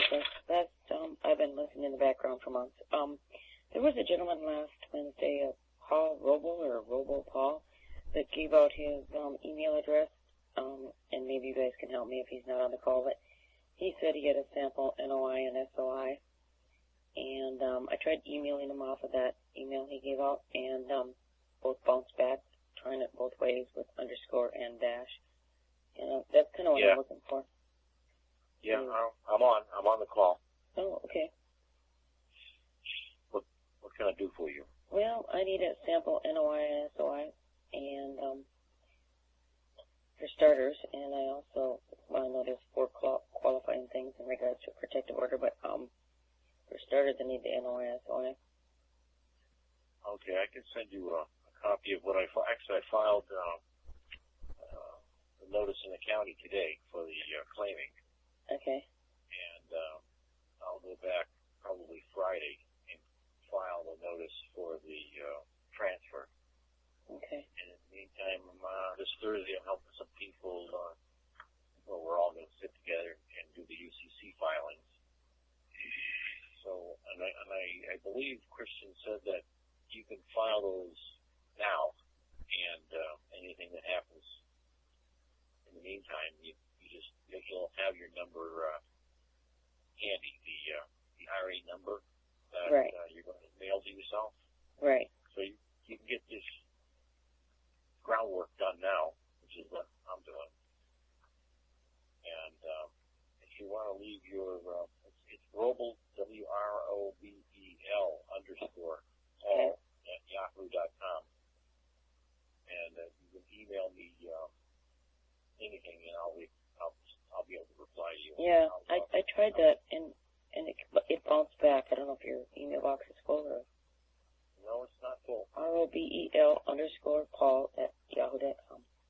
WROB as in Bell, E as in Eric, L as in Oh, wait a minute. ROBE. Yeah, WROBEL.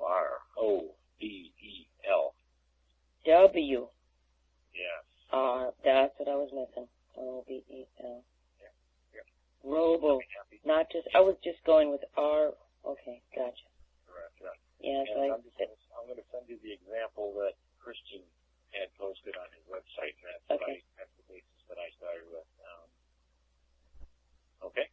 All right, wonderful. Thank you. Yeah, I'm glad to help you. Thanks. Thanks. I'm out.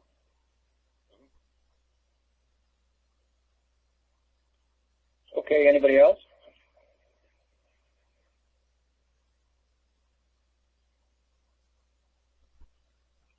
Yeah, I have a question. This is Paul.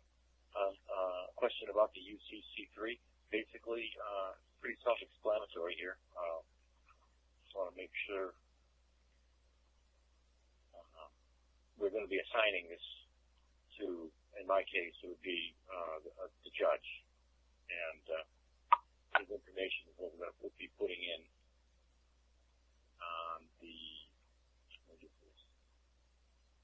changed or new information. So his information will be in there. Now it says on that line 7, changed or new or added information, it says type of organization, jurisdiction of the organization, organizational ID, if any. That's not going to change from the UCC1, correct? It's all going to be the same as what was on the UCC1. Right. Mm-hmm. Okay. And the UCC1 was, now the UCC1, say on that first line, the debtor line, say I put the information there for my birth certificate, the address were to order one, where I get one from. Like in my example would be I was born in Niagara Falls, New York. And the address would be like Main Street, all of that.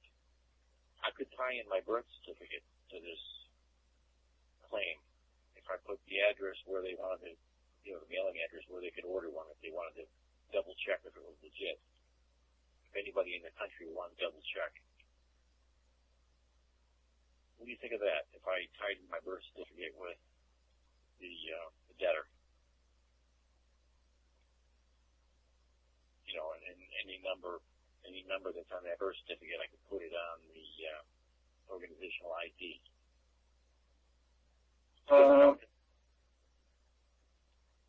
Possibly, yeah. Okay, all right, that's all. That's what, when I'm reading that form, that's what I'm seeing. That's what I'm perceiving that I want to put down because that's how I understand it, So, somebody mentioned, you did surrender your birth certificate in court and this, that, and the other thing, and I'm thinking, well, that was the Rain Trust that was originated. That was the Master Trust, and when I was born, that's what I feel is the debtor. So, that's what I'm going to do. So I just wanted to run that by everybody if they wanted to try to tie in their birth certificate to a court case or something. It's something that the judge understands. Because when they threw me in the slammer last week, they were asking me date, where I was born, date of birth, all of this information, and I'm thinking, well, they want to know all this information so they know where to go to get the birth certificate information. And well, you know why they ask for that information? Because when you give it to them, that's the proof that they need that that's who you are. And you're making joinder and giving them jurisdiction. Yeah, but I signed everything I gave them as grantor beneficiary. I don't care.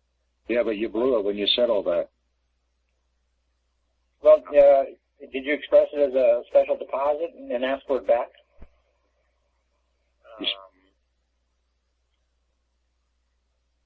Originally, when I gave the policeman the indenture, I expressed that I wanted it back, everything back, in the little indenture that I handed him before anything happened. Treat all that as a special deposit. Form the records that you made that special deposit with those documents, and then put in the order to surrender those deposit documents back. when they don't return them, then they're in breach of trust. Right. In the letter I'm going to write, the special confidential private letter that I'm writing to the judge, I'm listing all of case numbers, docket numbers, and you name it. And telling him everything you've been saying. You know, I'm writing my letter here as I'm listening. And, telling him that without recourse, I granted you my qualified name. In confidence, with reliance, for future return with all proceeds therefrom, including my interest in kind after use, for the settlement of claims, for the confusion of debt, and the merger of all debt titles and all equitable asset titles. In other words, I direct you to complete the conversion of the principal and the extinguishment of all debts in this matter. I direct that all my original records be segregated for future return after use, non-pro-tunc, and demand the immediate return and disbursement of the special deposit to the beneficiary upon completion of this conversion, and order the release within 72 hours. Make checks payable to trustee for Paul L. Roble. And I don't want to go on and explain to him what he had done to me. Did you say extinguishment of debt?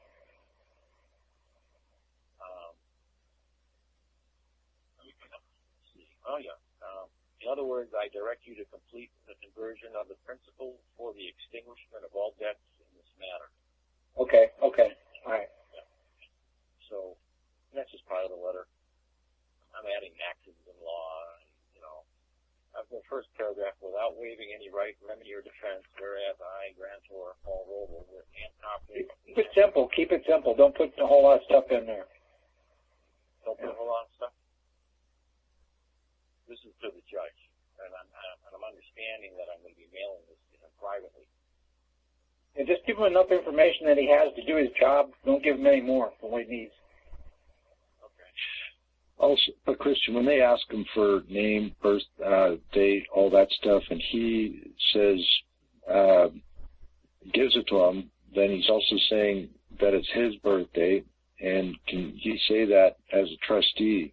Because he's operating as a trustee there, and then he's turning around and saying, now it's mine. And yeah, but if he's operating as a trustee, then there obviously has to be a trust, but then we got to treat it as a trust. And then getting in some, don't you think they're getting it in some kind of reach? Trustee, and that, excuse me. If it's a trust, he's operating as a trustee, then it isn't debtor creditor. Right, but then if they ask him, what's your name, and he doesn't phrase it in such a way as to say, the name that you're asking for, the registered name, and the birth date, which is only alleged information, they can't reconstrue that right there? Well, they may. At the very least, he could be termed to be like double-minded or something like that. You're showing how subtle I think it can get. Well, he gave him the name once, didn't he? I mean, if he gave the name once, then I would say, I was asking the name again. I don't grant the name again. Exactly. Well, right there, I don't think he just gave them the name, right? If he gave it to them one time under restriction, under granting for special deposit, try to trick you again to get it some other way for debtor creditor, I don't grant it for that. And the birth date that's very clearly asking for the birth date. That's basically when the trust was created, right? On the first signature, yeah. Yeah, but every signature I gave him was qualified. So how did you answer those questions when they said, "What's your name"? I never answered it. That's why they arrested me. Oh, you refused? Yeah, I wouldn't give him my name. I gave him a little indenture, asking him, telling him I'm going to grant you my name, my name for future return after use with all my interest. Then I signed okay. the indenture. How about what did you say when they asked for your birthday? I didn't give them any of that information until I got into the jail, and now they weren't letting me out of the cell until I answered their questions. So I was going to rot in there. They wouldn't even let me make a phone call. They wouldn't even give me a blanket. After 3 days. I got tired of it. This needs to be studied more. Yeah, so everything I signed was grantor beneficiary, and it's a trust. Just to interpret exactly what you did, you'll keep track of what you did for really detailed information, because I'd like to go over that piece by piece and then try and interpret what was going on with the judge and the court. There's got to be a tiny, what I call micro behaviors. Just like if I watch somebody on a computer and they insist they're not doing something wrong, if you watch close enough, they are. Hey, dude, I can't describe what happened. Try to. Keep track of it, man. Write notes down. Yeah, even the so-called orders that he was going to write, he was writing before the alleged arraignment. I signed grantor beneficiary as surety, you know, and he just papers. I mean, I signed over trust rolls to him. And go over that and journalize it, man. And then, I mean, that's going to be worthy of a lot of going over and over and over.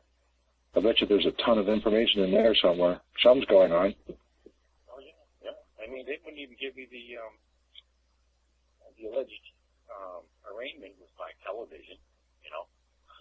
And I didn't even have all the charges in front of me. They ramrodding me on getting on guilty pleas. Well, I wonder, do you think somewhere he might have breached the trust himself, Christian, somehow? When I signed my grantor beneficiary signature, surety, they got rid of that paper. It's gone. There's no copies of it. I went to the courthouse today to find out there's a new one. And oh, wow. Yeah, I've heard of that. Wait a minute. Give me that again. When I went to the courthouse today to gather anything that anybody had submitted, what do you call them? Anyway. The clerk? Yeah, I went to the clerk to see whatever papers they had on it, any file papers. And I told them, because like I said, they didn't give me any. And did you have the original case number? Pardon? Are you saying you're looking for a certain case number? Did you have the original case number? I went there to get whatever, what do you call it? Whatever, just the evidence in file or the disclosure.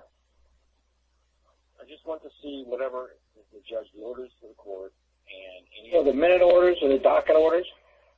Yeah, right. The docket orders, complaints, anything anybody had put in there against my interests. So you had the case number then, right? Yeah. Well, yes. Okay. And when I saw that paper that I had signed as surety, because I don't think we should move forward until I had my signature. And they weren't going to admit that I had handed it to the cop. Nobody was talking about that. That paper I gave him disappeared. And you don't got proof of, there's one thing there, I guess. Are they getting him on, he can't prove all the process that he did? They can't. The judge didn't want to be trustee, Well, that's interesting, because that's what we were just talking about. What did they replace it with? Something that was forged to your signature or something? No, they replaced it with one that didn't have my signature on it. So in other words, I wasn't the surety anymore. In other words, that signature is no longer in their files. So I have to ask him in this letter. Whoa. He did the trust res that I gave him. And if he claimed it, who did he appoint? And if he lost it or kept it in private, what do you do with it? So maybe he's on the right track, and they're so desperate they're playing totally dirty, and maybe he's got to go in there, redo the whole thing with witnesses. Well, that's why these UCCs are so important. Because if he didn't want to be trustee at the beginning, when I first put my signature down, my qualified signature, I got to make him trustee of the UCC3. That's the way I see it. So. What's your name, by the way? Sorry. Paul Roble. Paul. Yeah. So you're the guy giving out your email earlier? Yeah. Oh, man, I don't want to ask you again, but maybe send something to me at my email. It's easier to remember. Okay. Well, when they gave me the opportunity to get out, and it was either a big, this was like driving after suspension, some stupid trumped up charge, a couple of Class A misdemeanors. But when they finally let me get out, I signed the bail grantor beneficiary. Anytime I can put that grantor beneficiary down, I did. And I'm not writing a single thing back to them. Even when I have to put a motion for continuance in, I want to put that RA number on that thing, on that motion. So that's why I filed everything today at the county. So I have that RA number ready to go. And but I'm presuming I have to mail this letter to the judge in the private by notary. Unless you think perhaps it might be better to not to mail it in the private. Or maybe just with witnesses in the private. Because I don't know, if you do it through the notary, doesn't that make it public? Right. Well, I'm going to mail it to them by a third-party witness. And those are the only witnesses I have that I claim trust. Because the cops gave me back the wedding indenture. So I have that. But that's another case. I got to do the process on the police. Just to have it done correctly. So, anyway, I'm not too upset. But I don't like them going to jail. Never been in jail before. But I think I put the fear of God in them. I don't know. They were pretty afraid. Yeah, sounds like it. Yeah. They're like messing with you. The hordes of hell were against me. You must have been really hot on something then for them to do that. Especially I think the thing that gives it away is the stuff is all missing. That's the giveaway. Yeah, not everything. Just that first signature that I gave to the judge before they got anything out of me. The first signature, and I guess that probably established. So they're saying they don't have it, or they can't find it, or they're denying you gave it to them. The clerk of the court said they don't have it. They must not have sent it to us. And I said, well, there's a new one here. I said, and where's the yellow copy? Well, we don't have that. I said, and then I told her, I said, I'm claiming trust here. And if you're going to take, and then she started giving me the copies of the complaint. And I made her put the court seal it like to certify that I got it from the court. The cop never gave me one. Oh, she wasn't going to do it initially. She coughed it up after the fact. After I told her I'm claiming trust, then she started, putting her little notaries, the court seal on the document, the copies, the photocopies, to certify that I got them from the court. Huh. Because before that, I didn't have anything. I mean, they wouldn't give me. They wouldn't even. They put the plea. They were. I was going to say no contest, and they're saying not guilty, not guilty. Well, at least this story sounds more realistic to me. Yeah. Well, like I said, when they're forcing something down you, there's maxims in law. If there's anything under duress, you're not guilty for. They're forcing it on you. But I guess it gets back to that principle I've always said to people, I don't know how to do it necessarily, but one way or another, you got to have cameras, you got to have witnesses, you got to have some way. If you can't come back a week or a month later and say, this is how I did it because here's the copy, proof, evidence, whatever, then no use even doing it with these people. Well, if I do it under notary presentment and with the penalties of perjury, and they have to respond the same way, otherwise. Yeah, I think you should just go do the whole same thing all over again, but this time have all your records and copies and witnesses in place. Right, and the UCC1 and the UCC3 and the county filings, those are the only witnesses I have. Ipso facto. Maybe just get some people there, some eyeballs. I got no witnesses in the 6x8 cell. There's no witnesses. No, not before you. I mean, if you're going to go back and try to follow this thing up, maybe that's all they're trying to do is shake your can, right? No, they want to incarcerate me. Like they already did, and you're out now. No, the prosecutors, like the one on one charge, there was a bench warrant out for me that I didn't know about, which who knows who put that in there, because I went down to the court in Laconia and I tried to figure out, I said, look, I'm putting a motion in for continuance. I said, I'm going to have to mail a copy to the prosecutor. What's his address? And they said, well, it's the police. I said, I never heard of a police being a prosecutor. And then on the other court, I asked the same question, and it was a deputy sheriff as the prosecutor. So the attorneys don't even want to touch this. They have a higher level of education, I guess. Trust law, And The oath is to the bar. Yeah, so they don't want to handle anything that. I mean, the other guys, the police and the deputy sheriff, they don't have privity of any of this. I don't know if you're doing deputy sheriff. Who ever heard of a prosecutor being a deputy sheriff? Are we finished with talking about trust this evening? Because I can go and let you guys continue. Well, we're talking about trust. Well, what are we supposed to talk about besides trust? Is Christian on the call? Okay, I'll let you guys talk about trust. I'll keep you posted if you want. Yeah, absolutely. Sorry, Paul, what's your email? WROBEL_Paul@yahoo.com. But the idea was I was just talking about how to tie in the birth certificate onto that UCC-1 so it can be brought in to court.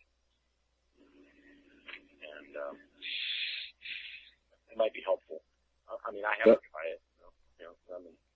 Yeah, well, those are the people that count, the ones that try it. WROBEL_Paul, right? Correct. Paul, Thanks. are you in? Oh, I'm sorry to interrupt. Paul, are you in Minnesota as well? No, I'm sitting in a chair in a little log cabin in southern Maine. Oh, Maine. Okay. When you said Waconia, there's a Waconia, Minnesota, so I just thought I'd ask about that. Yeah, Waconia, New Hampshire, and Rochester, New Hampshire. Very interesting. I think you just struck a nerve with the whole, police system. No, they were rattling my cage. Yeah, they were rattling my cage, and I was rattling their cage. Yeah, and that's what happened there. Hey, Paul, this is Eric. I'm sorry I didn't have much of a chance to talk with you today, but hopefully in the next few days we'll get a chance to talk. Yeah, no problem. I've been out at work, and I know you have, and those motions you sent me helped, because I have a little better idea how to write them up. Hey, is Christian still on the call with us? Yeah, I'm here. Chris, Oh, you still here? Hey, Chris. I got a question for you.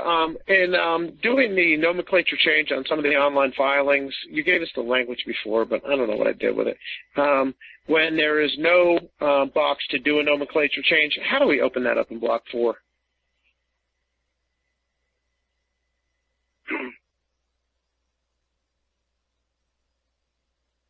I think we're putting it down as grantee/grantor, and then we had a little X for a little box. We put it in, and then we put nomenclature change. So that's all you're putting in collateral Block 4 to designate that these that this form is a trust is to indicate a claim of a trust. That's all we need to put in collateral Block 4. Yeah, we're just stating a nomenclature change to grantee/grantor. Okay. Chris, you still on?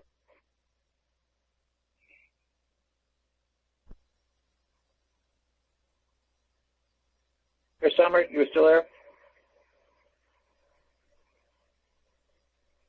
If he is, it might take him a moment to come back on. But I got one more question for you if he's not. You had something I think you wanted to talk about the meeting they had with the banker. Yeah, it's exciting to hear about that. I hope he is still on. if he does come on, maybe he'll come on in a minute.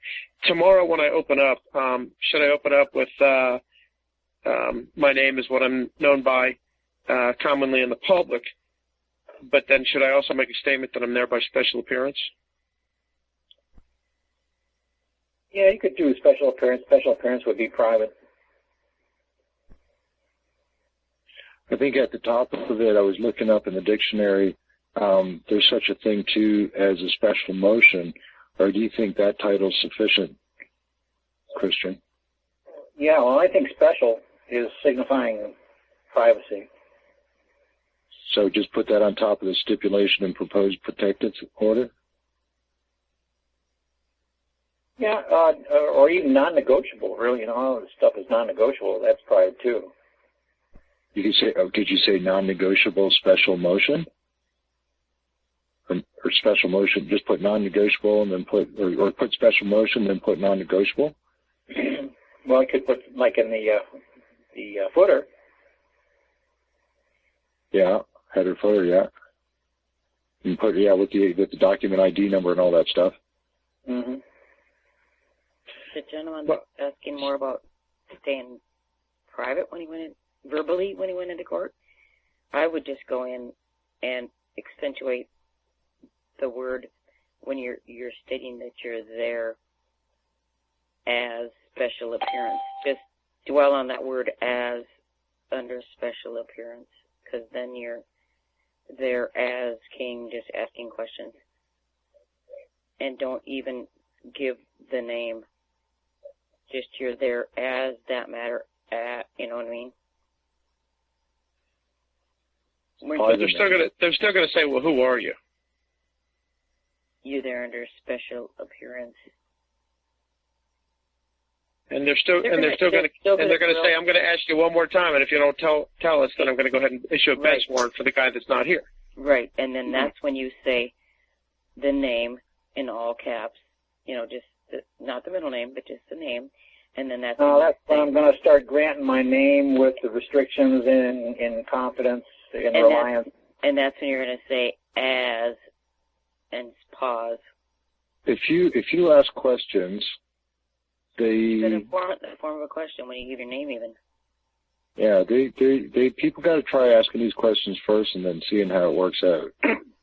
Well, I don't want to figure out what works out. I just want to know what language I want to open with, and I want to get that from Christian, so I can go ahead and get my protective order, my motion and my protective order issued, so I can get out of the outlaw side, the culpable side, and get in where equity is, where my substantive rights are. I don't want to piss them off too much. Exactly. I don't think Christian's going to disagree with speaking in the form of questions as your fundamental approach. Well, let him speak, please. That's why I just set it out, so he can speak. Thank you, Shay. Yeah, that's where I'm going to start granting my name. With qualifications. Yeah, I'm looking for the little statement thing here. Where's that? You're looking for what? My little comment sheet. You got a little... I got my cheat sheet. Your cheat sheet, okay. I got it. You're picking that up. Christian? I give you my name of confidence with the reliance to be returned in the future, along with my proceeds therefrom with my interest. Oh, man, I hope I had the recording going. Hang on. Is that with my interest or with the interest? No, my interest. I give you my name. What else is it, Christian? In confidence, what? Yeah, I give you my name in confidence. With reliance, comma. With reliance? With reliance. So I give you my name in confidence with reliance. And then to be returned in the future.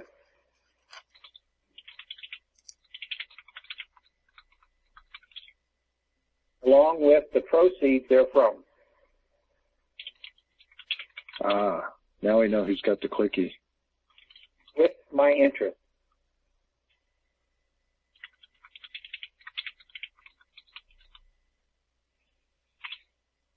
And that's it, period? Yeah, so again, I give you my name in confidence with a reliance to be returned in the future along with the proceeds therefrom with my interest.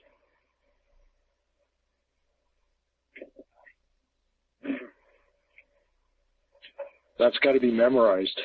Is that right? Yeah. We got to memorize that one. And now if they try to get your name on something else, you like say, well, I don't grant you that right to take my name for anything else. That's a real nice conditional acceptance, isn't it? I do not grant my name. I do not engage in granting my name again. Oh, yeah, that's right. I have that there, too. I do not engage in any further writ of execution on the transaction. No. Yeah. How did you say that? Yeah. I do not engage in that execution. Yeah. Okay. Yeah, I think you said writ of execution yesterday, and that's equally good, too? I think I made writ of execution in reference to enforcing a trust. Okay, no, that's possible. But a writ of execution. Okay, yeah, that's possible. I was writing notes. I scrambled them up.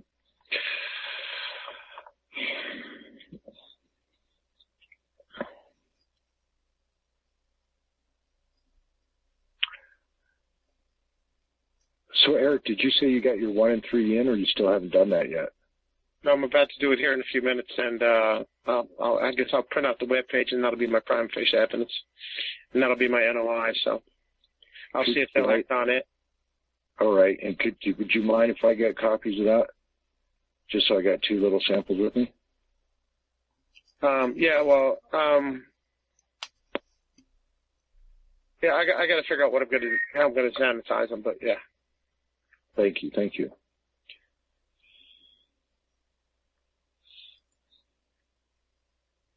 I make a suggestion to what you might say to the judge? You know, you could go into that court and ask him what his name is.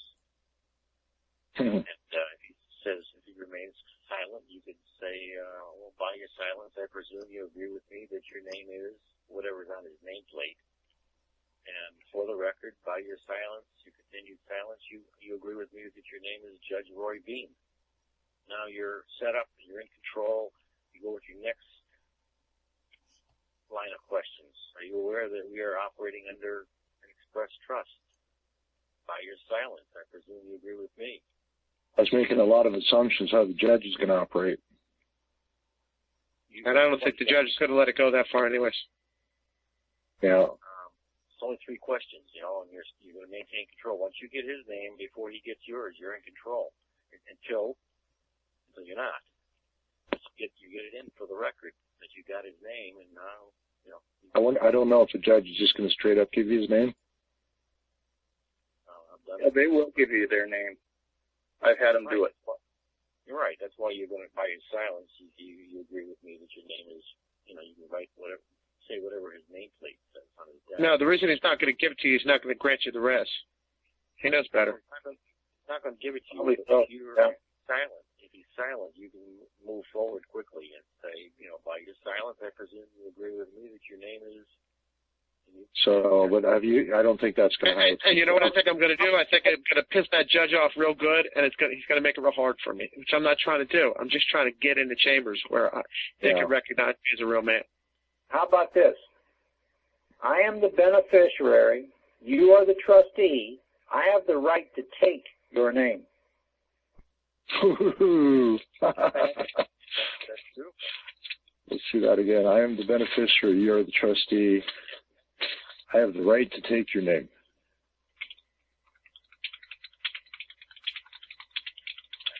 And if they disagree, I'm sure they'll speak up. Would they be obligated to they're in a position where they have to disprove that now? If they wanted to back away from that? If I made the claim, Your Honor, you're aware that you will have to prove up the claim that you're in breach. Or you'll have to prove the claim that you're not in breach if I make the claim that you are in breach. Because I'm the beneficiary, and if I just make the claim equity is going to assume that you are in breach. And you can say that because you're also got the record. Oh, you're doing that with the 1 and the 3. You That's can your say power? that because you have the proof.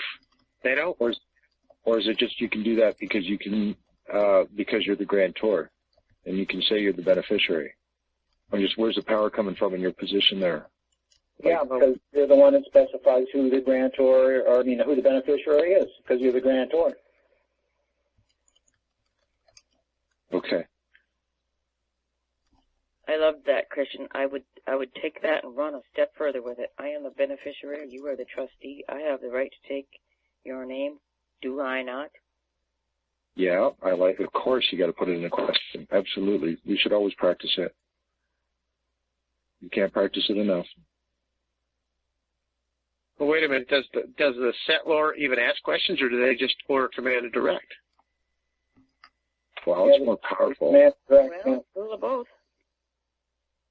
I don't think the settlor even needs to ask questions. Does the king ask questions, or does the king just make orders?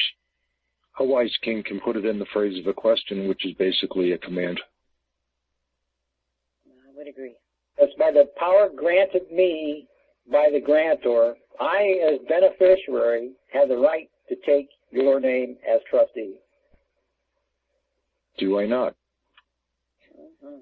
It's as simple as that. You can take any statement and make it a question. Give them the opportunity to dishonor you.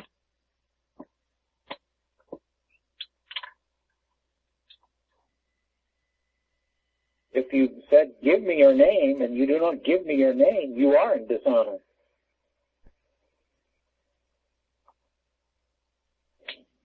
Because they have the duty as trustee to Yes, the beneficiary, the ultimate owner, is there. So as beneficiary and then being trustee, they have the duty to. If you don't give me your name, you will be in breach of trust. That's it. Okay. Are you prepared for that?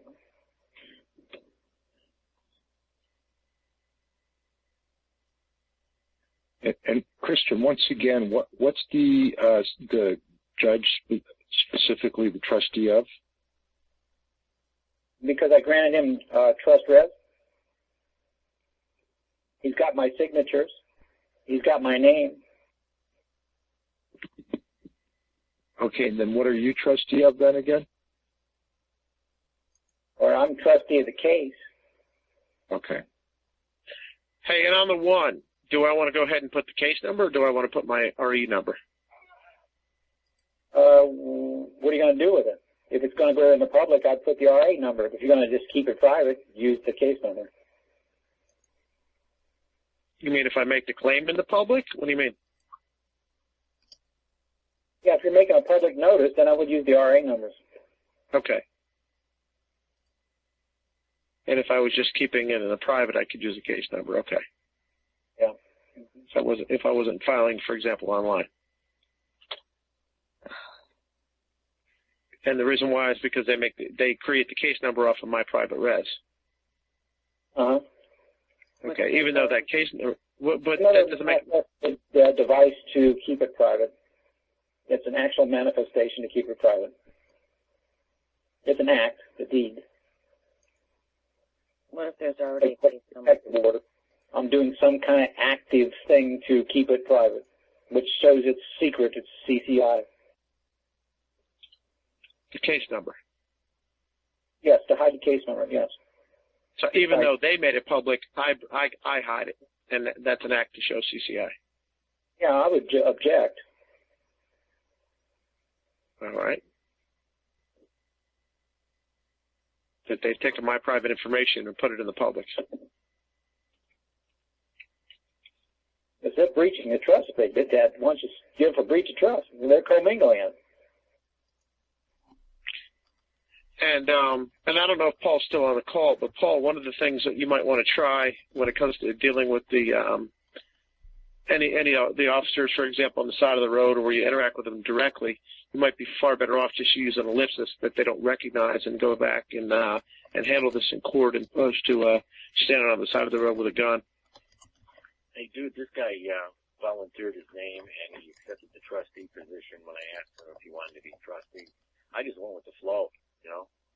And he wanted my name so bad. He wanted my name so bad, I gave it to him, but I just happened to put the qualifiers to it.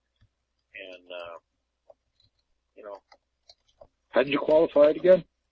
On the ticket? I wrote out a little indenture. I asked him for a piece of paper. He tore off a little paper out of a notepad, and I asked him for a pen, and I wrote, I give to you my name for future return after use with all my interests in kind after use. And I signed it grantor by grantor beneficiary Paul Roble. And I said, here's my name.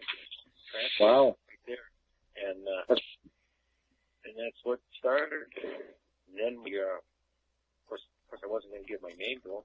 And he gave me back the wedding copy and took a photocopy. So I know he gave the photocopy to his captain or to the judge, you know. And that's when it started. That's when, is that usual that they give you the original copy back? Well, I'm glad he did, you know. Yeah. So, what was going on there? Was that like an accident, you think, or was he following some kind of protocol, or what the heck?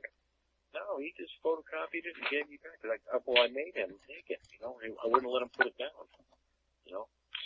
But going back to practical application and staying out of jail and not dealing with all these people that aren't quite sure that you're scaring the crap out of, you're far better off to go ahead and do the ellipsis and then create the records and dealing with somebody, for example, a judge in the private who understands how to deal with this. Because when you're dealing with these guys who are conditioned in the debtor-creditor world, world, I think you're playing with fire there. I agree with you. It's just like you're not talking to the decision maker, really. Right. No one needs to know or understand that the trust is being formed. It doesn't indicate the trust. They're doing it to you in the courtroom, day in and day out. The prisons are full of trustees. Okay. And this guy had all he could have said no. You know. And now he did it with full consideration. You know, the judges understand all this. And I understand they do that, but still, you paid a pretty rough price for your brazen act, and I'm not suggesting you don't do it. I'm just, you know what you dealt with. Yeah, that's all. You know, like I said, I wouldn't do it any differently. I think I would do differently. I wouldn't have gone out that day and drive, you know, without this. Anyways, it's done deal. So. Well, I just suggest you use the ellipsis in the future. Explain ellipsis. What's that?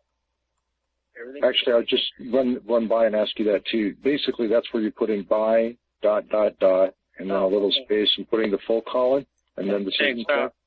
No, you're not doing by. I wanted you don't. Oh, exactly. Well, what are you putting? I wanted everyone to know my intention, and that was that. It was to try to comply with what he was demanding. So. That's all. Okay, can somebody clarify on the ellipsis then? Yeah, it's just ... and then your name. You don't do anything else. I understand. We're not signing on behalf of? It's simply ... You're going to tip them off to too much, and when you're standing there with a guy with a gun on the side, don't tip them off. Oh, okay. We could put by ... but you're saying what you do is you just put ... full colon? It's the purpose if you put by and then ... because the by is going to give it away. Right. The ... you might not notice, and they usually don't so far, and then my name. And the ... signifies all the missing stuff, and the missing stuff is by grantor. And you know, a word of caution to everybody out there. You know, I feel like Paul and Mike, it was, well, I think Paul got kind of lucky because, you know, he only got put in jail. But what if you get some hothead cop that wants to, you know, beat the crap out of you or put the boots to you or shoot you and because they said you came after him and then you're injured for life because you can't walk. You know, there's some serious hotheads out there. You've got to be careful what you're doing. I did just say that's my signature because I do have that right on the driver's license. But you better realize that not every cop out there is a gentle, kind, caring individual. But if they actually get to the point where they're seeing it, they're going to see it's on the driver's license. But Shane, this isn't for you. This is for everybody out there. Be careful. There's some very volatile people out there that you might be dealing with in situations. But I agree with you in principle, just in the sense that, you know, it's you're not in a courtroom, so you're not where the business can really get done, and you should just be cooperating. I'd never really be putting any resistance towards a police officer. I wouldn't do it if I actually thought that I didn't realize, because I noticed in my own experience, they don't even notice that kind of thing. The closest thing and when you start acting up, they're quick to put the boots to you, okay? Make no mistake. I have some friends that have been to prison, and they will beat the crap out of you. Well, there's no reason for resisting them because, of course, they can misconstrue that. But, you know. Well, let's just put a word of caution out there and make sure we don't mislead anybody. Let's just be discreet about this. So the principle is simply like always I mean, I guess it goes without saying, but let's articulate it. It's, of course, you're always cooperating with the police officer on the side of the road, out in the middle of nowhere, and then you get into the court, and that's where you do your business. I've always stated that. Okay, we obviously have the statement out there, and I hope that everybody is careful to use an ellipsis and not be brazen and alert these guys that are dying to beat the crap out of it. There's one everywhere that's just dying to beat somebody up. Ego trips. No. Make no mistake, they're full of them. Mm-hmm. So I just I've heard some horror stories, so that's why I say that.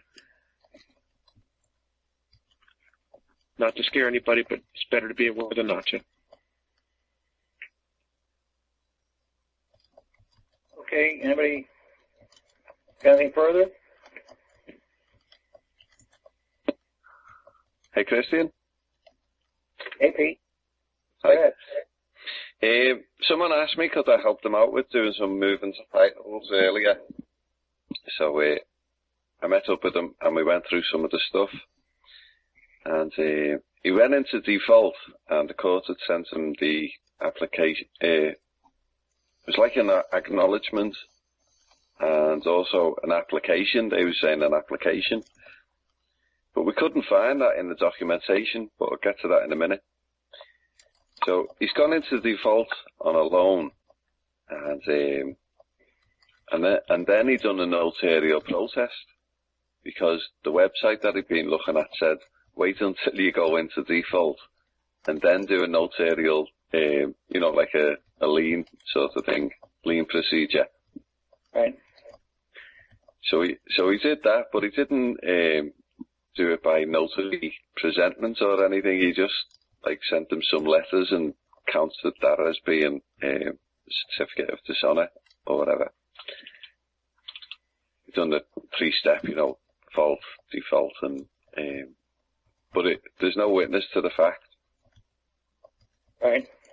So now he's asking how can he sort of, utilise trusts and moving titles. He does listen to the calls, So we went through everything with him. Now, while I was talking, I didn't realise that he'd gone into default. And then I thought to myself, well, that doesn't even matter. It's not even in the right jurisdiction. And it says on the paperwork, please fill out the application if you are in agreement with this jurisdiction. So I've told him to, do his private documentation, tell him that he'll disclose under a protective order, make whoever he's writing to, the court manager, the trustee, and they have no powers of discretion for lifting the protective order. Well, I didn't say for lifting the protective order, but they've got no powers of discretion.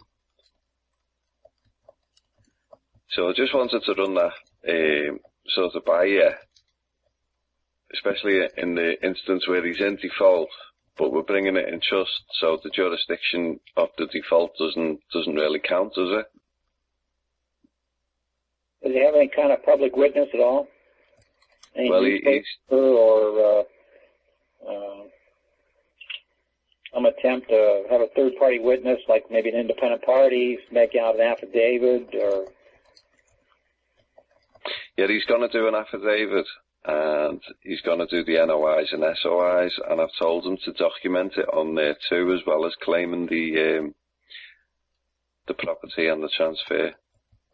Has he put anything in the county to claim the lien? No, he hasn't. Oh. But he will be doing. He needs an affidavit of obligation or some kind of claim for a lien to be recorded in the county.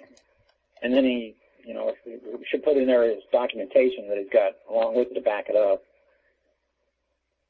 Because he doesn't have a lien until he makes it public in their realm.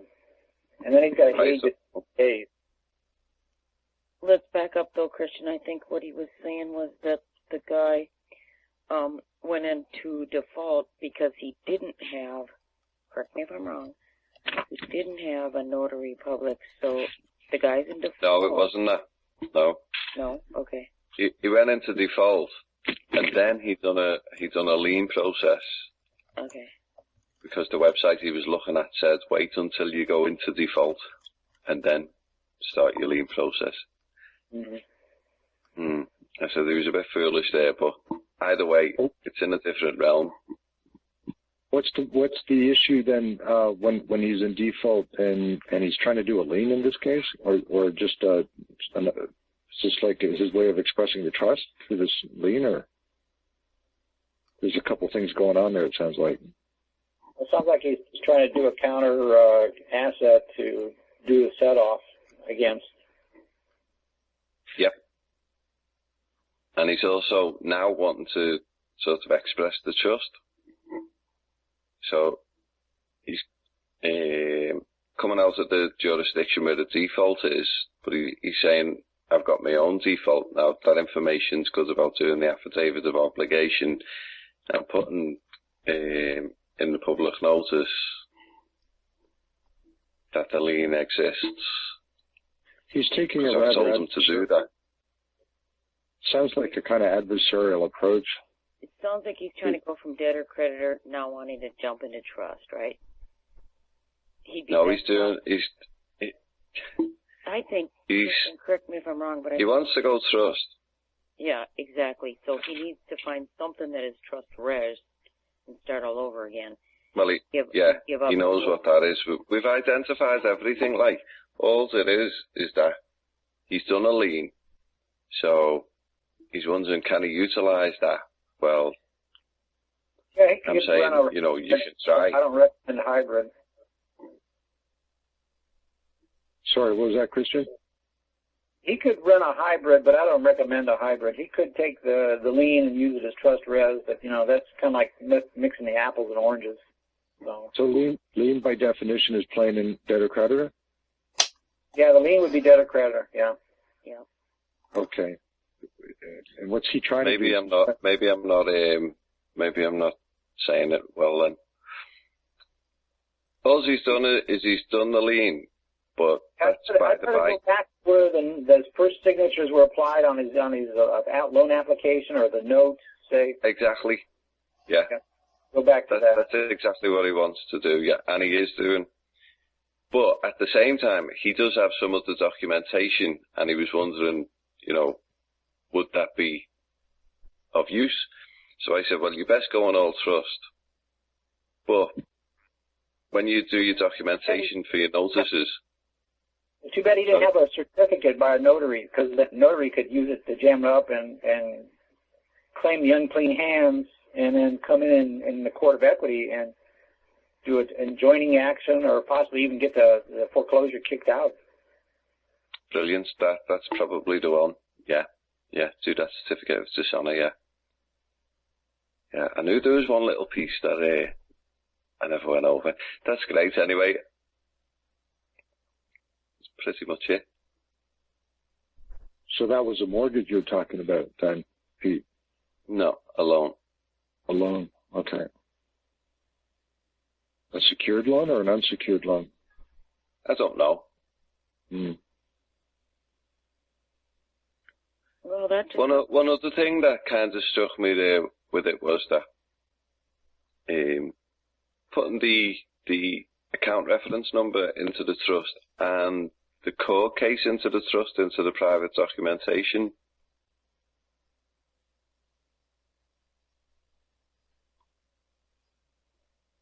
Is that into the trust stuff? Yeah. Yeah, you could do that, but then again, that'd be kind of around a hybrid, though. Again, would be running a hybrid. So would it be better doing two separate trusts, having the loan account as one trust and the court case as a second trust? Oh, I see what you mean. Oh, okay. I thought you meant the debtor-creditor lien, incorporating it into the by numbers. No, yeah, you could combine both those two into one. Yeah. Into one. Yeah. That's where we've come at. Yeah. Yeah, that's great. Then I'll keep you updated as to what happens with him. Okay. But he just wants to bounce it out the court, really, and as you say, come in at a court of equity. That's what he wants to do because he wants to set up a precedent. Well, if he had the unclean hands certified that they didn't validate the debt or they did something wrong, then that would have been what he could have used. The notary certificate to do that. Well, he could still do that, couldn't he, as grantor beneficiary? Yeah, he could ask for debt validation, yeah. Yeah. Have the notary certified.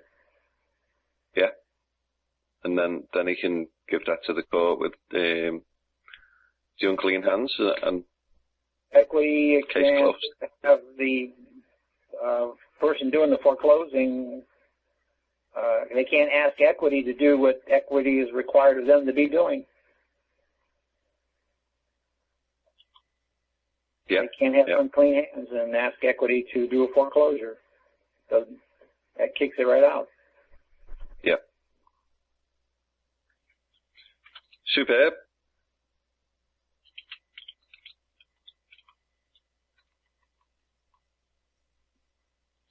Okay, it's almost 1 o'clock. Christian, real quick question on the UCC1. Do I fill in the trustee and the settlee and settlor on the organization name block or on the individual? The organization name, what about it again? Do I put in what? Do I fill in the organization name or in the individual name on block 1 and block 3?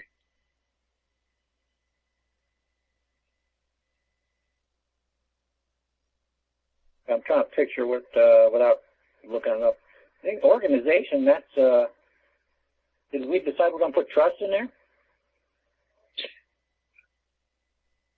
I'm thinking we did, because when we went through it before, that's what I filled in. I'm just wondering, for example, the settlee or the trustee, do I want to put that person? Organization is a trust there on the organization block. Say that again?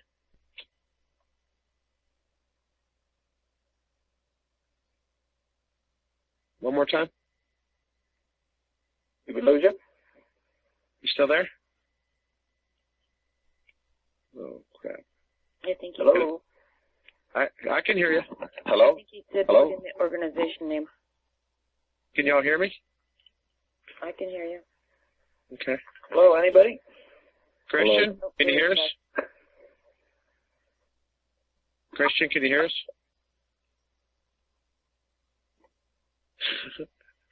No. Christian, can you hear us?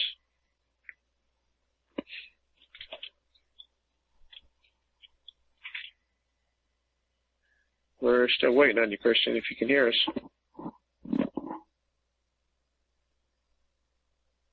That sucks when you have to call back in just to say goodbye, eh? Yeah. I think he said decide on trust or not, and then he finished with organization name, and then he dropped out. Yeah. He might be popping back in. We'll give him a couple minutes. God, I hope so. For your sake, right? Because you got your big day tomorrow.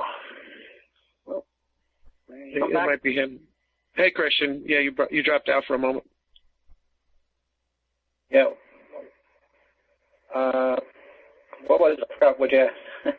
It was on the one when we're filling in to put in the trustee and the settlor. Okay, on block 1 and block 3, are we putting that in organization name or in individual name? I think the organization name. That's the organization is really the organization is a trust. Is that the block you're talking about? Organization block? Right.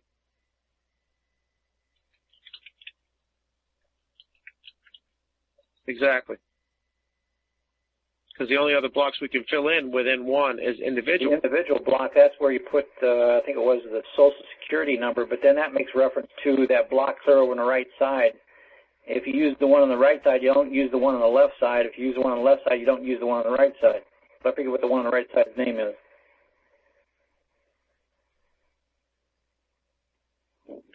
And then in between is the organization block.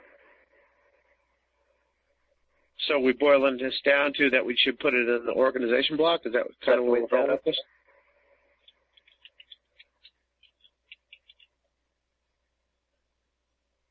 Would that be a proper, can you hear us? Christian? Christian? Hello? We can hear you. Christian?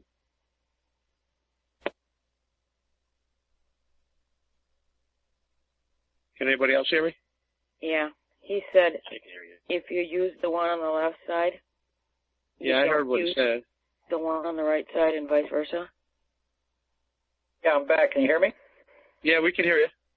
I don't know why we dropped out again somehow. But I had to shut my Skype down and start it back up because I kept on getting cut off of Skype earlier. I think sometimes after a while you just might have to. I don't know if you're using Skype, but no.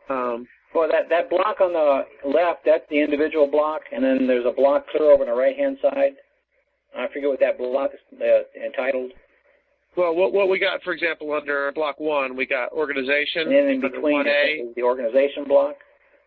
Yeah, well, the first block is organization. The block on the left, the individual block, that's where we were putting in, I think, the Social Security numbers. If you use that block, you didn't use the one clear over on the right-hand side. But if you use it, I think it was an alternate identifier on the right hand. If you use that number, put a number in there, then you didn't use the one on the left, the individual number.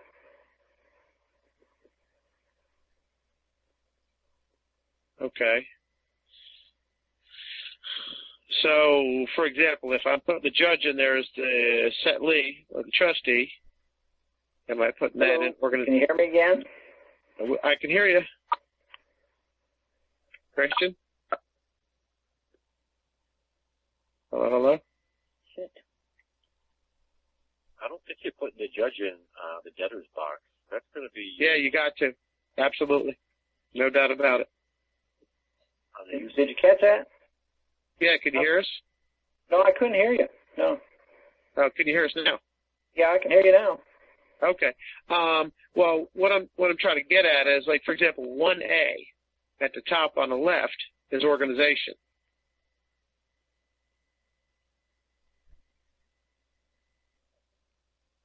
You still there? Yeah, that would be the 1A. That's the that would be the trustee name then. Okay, that's what I thought. All right, good then. You just might have been thinking about the blocks in a different order or whatever, but that's what I thought. That's what I had in the example. I just wanted to confirm that with you. Okay, then down on 3A, we're going to do settlor or trustor or grantor in 3A. Because that's organization, correct?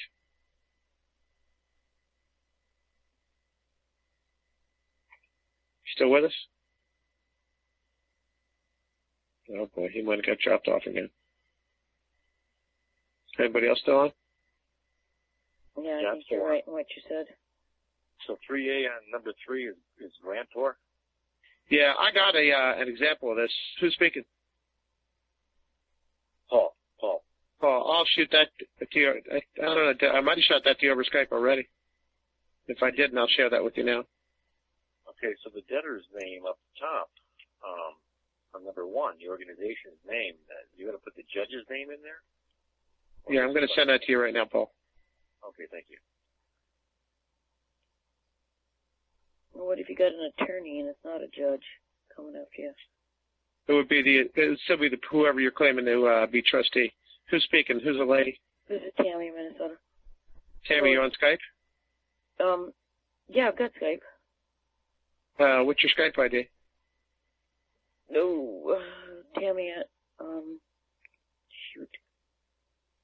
Tammy, how about this? Why don't you just find me on Skype? My Skype name is Imagine the One. Okay. And request the UCC1 example of how to claim. Okay, we'll do. All right, unless you want to get it from Paul, because I just sent it to him. Okay. You see that, Paul?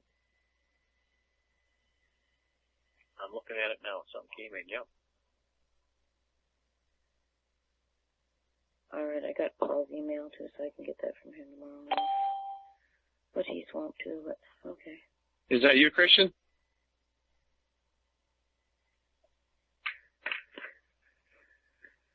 Christian, is that you? He might have gave up for the night. Hi, sorry. What happened there? Did everybody fall off? Nope. No, I'm still on. This is good information. Oh, okay, I crashed there. That was weird. Okay. We thought that when we heard the ding, that might have been Christian coming back on, because he had dropped off about 4 times and came back on. So we were. Now, are you on Skype, Shane, dialing in? Or are you dialing in from the line? Yeah, I'm on Skype. Did Skype crash, or did the call just drop on you? No, it's probably the modem, my supplier. Oh, okay. Right. Okay. All right. So, yeah, and so if Christian's having problems, he might even be in a position right now where he might be rebooting his operating system or something like that. It's a hassle when, if you got to reset your modem, sometimes it takes a few minutes, depending on what happened to him. Okay. Well, I'm going to sign off, Tammy, Minnesota here. Paul, I'll email you tomorrow, and I got to get up early and drive a dump truck, so I got to go to bed. Yeah, I'll check my email in the morning and fire off those examples to you. All right, wonderful. Good night, you guys. Take care. Paul, follow up with me. I'll be happy to how I can. Okay, that's Imagine the One. Okay, thank you. Good night. But Paul, that was you. I was talking to you. Oh, okay, what did you ask? I know. I just said just contact me if there's any way I can help you. I will. Well, you're helping me right now. Because this is the next thing I have to file this week, and I have people coming over Thursday, and they're looking to me for the answers. And I don't know everything, but. Well, you're gutsy though, and you're going out there and you're doing stuff, so you're going to learn about 10 times faster than the other people. Well, just don't be so gutsy. You get thrown back in jail. No, you don't have to be. That's right. It's not about being gutsy, but it's about getting in there and negotiating with these people. It's about ambassadorship and knowing how to ask questions and asserting yourself. Oh, I just sent you something else too. You had to be there. Okay, I got the lingo here. I put the terms with. Oh, you're real low. Just so you know, that all night long when you've been speaking, it's been real hard to hear you. Okay, I've got the Florida Uniform Commercial Code financing statement that you sent. Now, organization's name, it says all terms with EE at the end go here, such as grantee, settlee, trustee. Who's that who just came on? Christian here. Hey, would you have to reboot?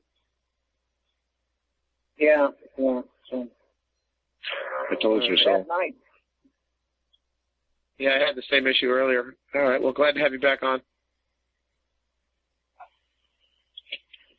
We were just chatting about the one, and it all makes just fine sense to me now that you shared that with us on the organization name. Right below the organization name, what little block is on the left side? Let me go back to it. Individual's last name. Like one I or something? On the right below, it's an individual's last name on 1B, you mean? Right. No, not B. One I. One I. It's the line below on the left side. It goes to a maximum of G. 1G. So what's 1G? 1G all the way on the right-hand side, down on the bottom is organizational ID. Okay, if you use that number, the number on clear on the left, then you don't have to use that number. Okay.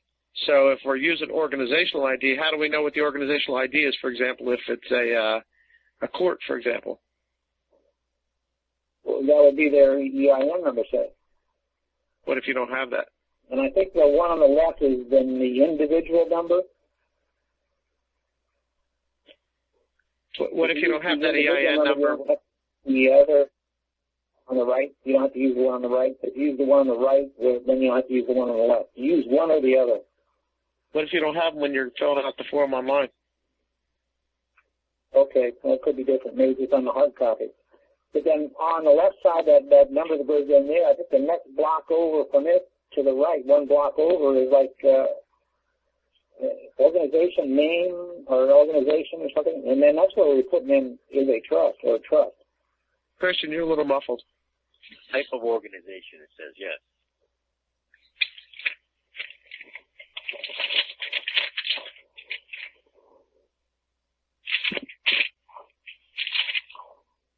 But if we don't have either one of those numbers when we're filling out the information online, what do we do? Don't worry about it then. Say again? Don't worry about it. Don't worry about it. Okay.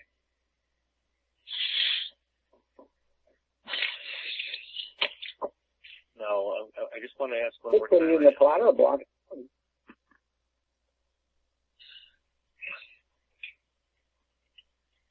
Collateral block itself. We put it in the collateral block. Okay. Grantor, grantee, you put it in the collateral block for the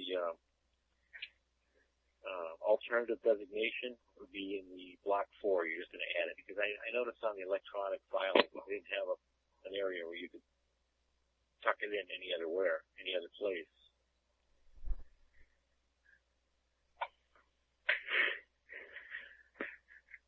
So let me get. You put Paul. You can put in on number 8 optional filer reference data. You can put trustee trustor, and if you're filing online, then that covers the trust. But the challenge with that is that you don't have that opportunity to always get those designations or those drop downs when you're filing online. Not everybody has that. Not every state has that. Well, I use Washington. Now, wouldn't you want to put grantor, grantee? Even if you don't have the, depending on what state you're filing in, even if you don't have that, you could still just do a nomenclature change designation that Christian described earlier that just simply goes with, I'm looking for it now. You want to put grantee / grantor. Yeah, grantee / grantor. That's right. You want to put grantee / grantor. Not grantor / grantee. Okay, grantee. You want to put grantee first / grantor. Because the first block 1, that would be your debtor. That would be your trustee block. So you want to put grantee, which is then a trustee. And then your 3 block is your secured party block. That's grantor. Okay. What I put is note this is a non-UCC trust filing. All fields are comported to set lead / set lore nomenclature change. Right. And the reason I use set lead, set lore is because this is something where the res has already been granted that I have an interest in. This is not something I'm about to do. This is something where a transfer has already taken place. That's why I use those terms. And then of course, 1B and would be the judge's last name, first name, middle name. Suffix would be judge. Oh, yeah, good question. Do we want to put suffix, or do we just put judge right in the organizational name? Yeah, the suffix is only Mr. or something like that. Mr. or Miss or Ms. Actually, we're not even going to put the suffix because we're just going to put the name in the organization's name. Right. And the name would be the trustee, correct? Or Setley, depending on where you're at. If is that Paul talking? Yeah, you're gonna do Setley because you've already granted you've already transferred res. According to the Corpus Juris Secundum, Mr. and Mrs. and titles do not apply in application to the name. Also, junior, senior on the end doesn't have anything to do with the name.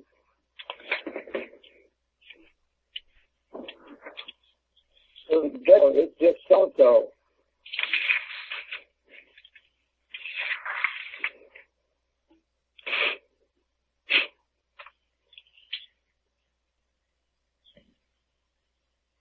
Anybody catch that? Yeah. Yeah. You said Judge so-and-so. What question? It was a little hard to hear you.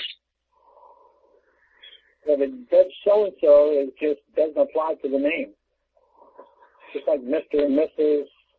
doesn't apply to the name. Or just like junior or senior doesn't apply to the name. So when we're putting it in the organization's name, don't even put judge. Doesn't apply to the name, no. Thank you. So it would be Setley, whatever the guy's real name is. Would you put Setley and then their name, or their name then dash Setley?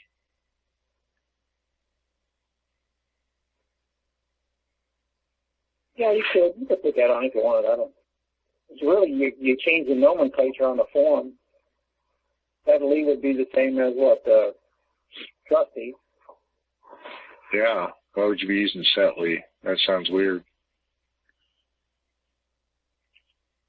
Christian, if you're naming a corporation along with the officers, you could put the organization's name under the debtor as well as the individual's name as a CEO, for example, couldn't you? Yeah, so for XYZ Corporation. Well, then how would you put that on your UCC-1?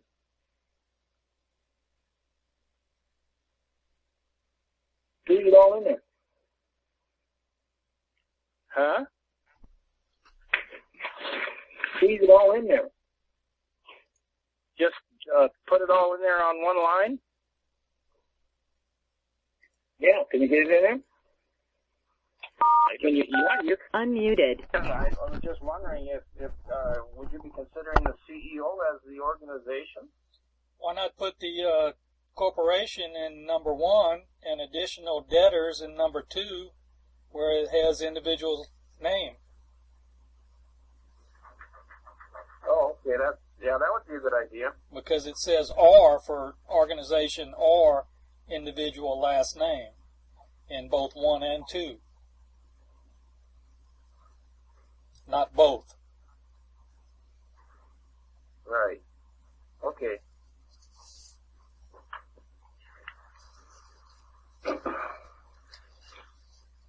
Well, you could do the same thing with the court then. Yeah, list them as an organization name, and then the judge is in number 2 with his individual name.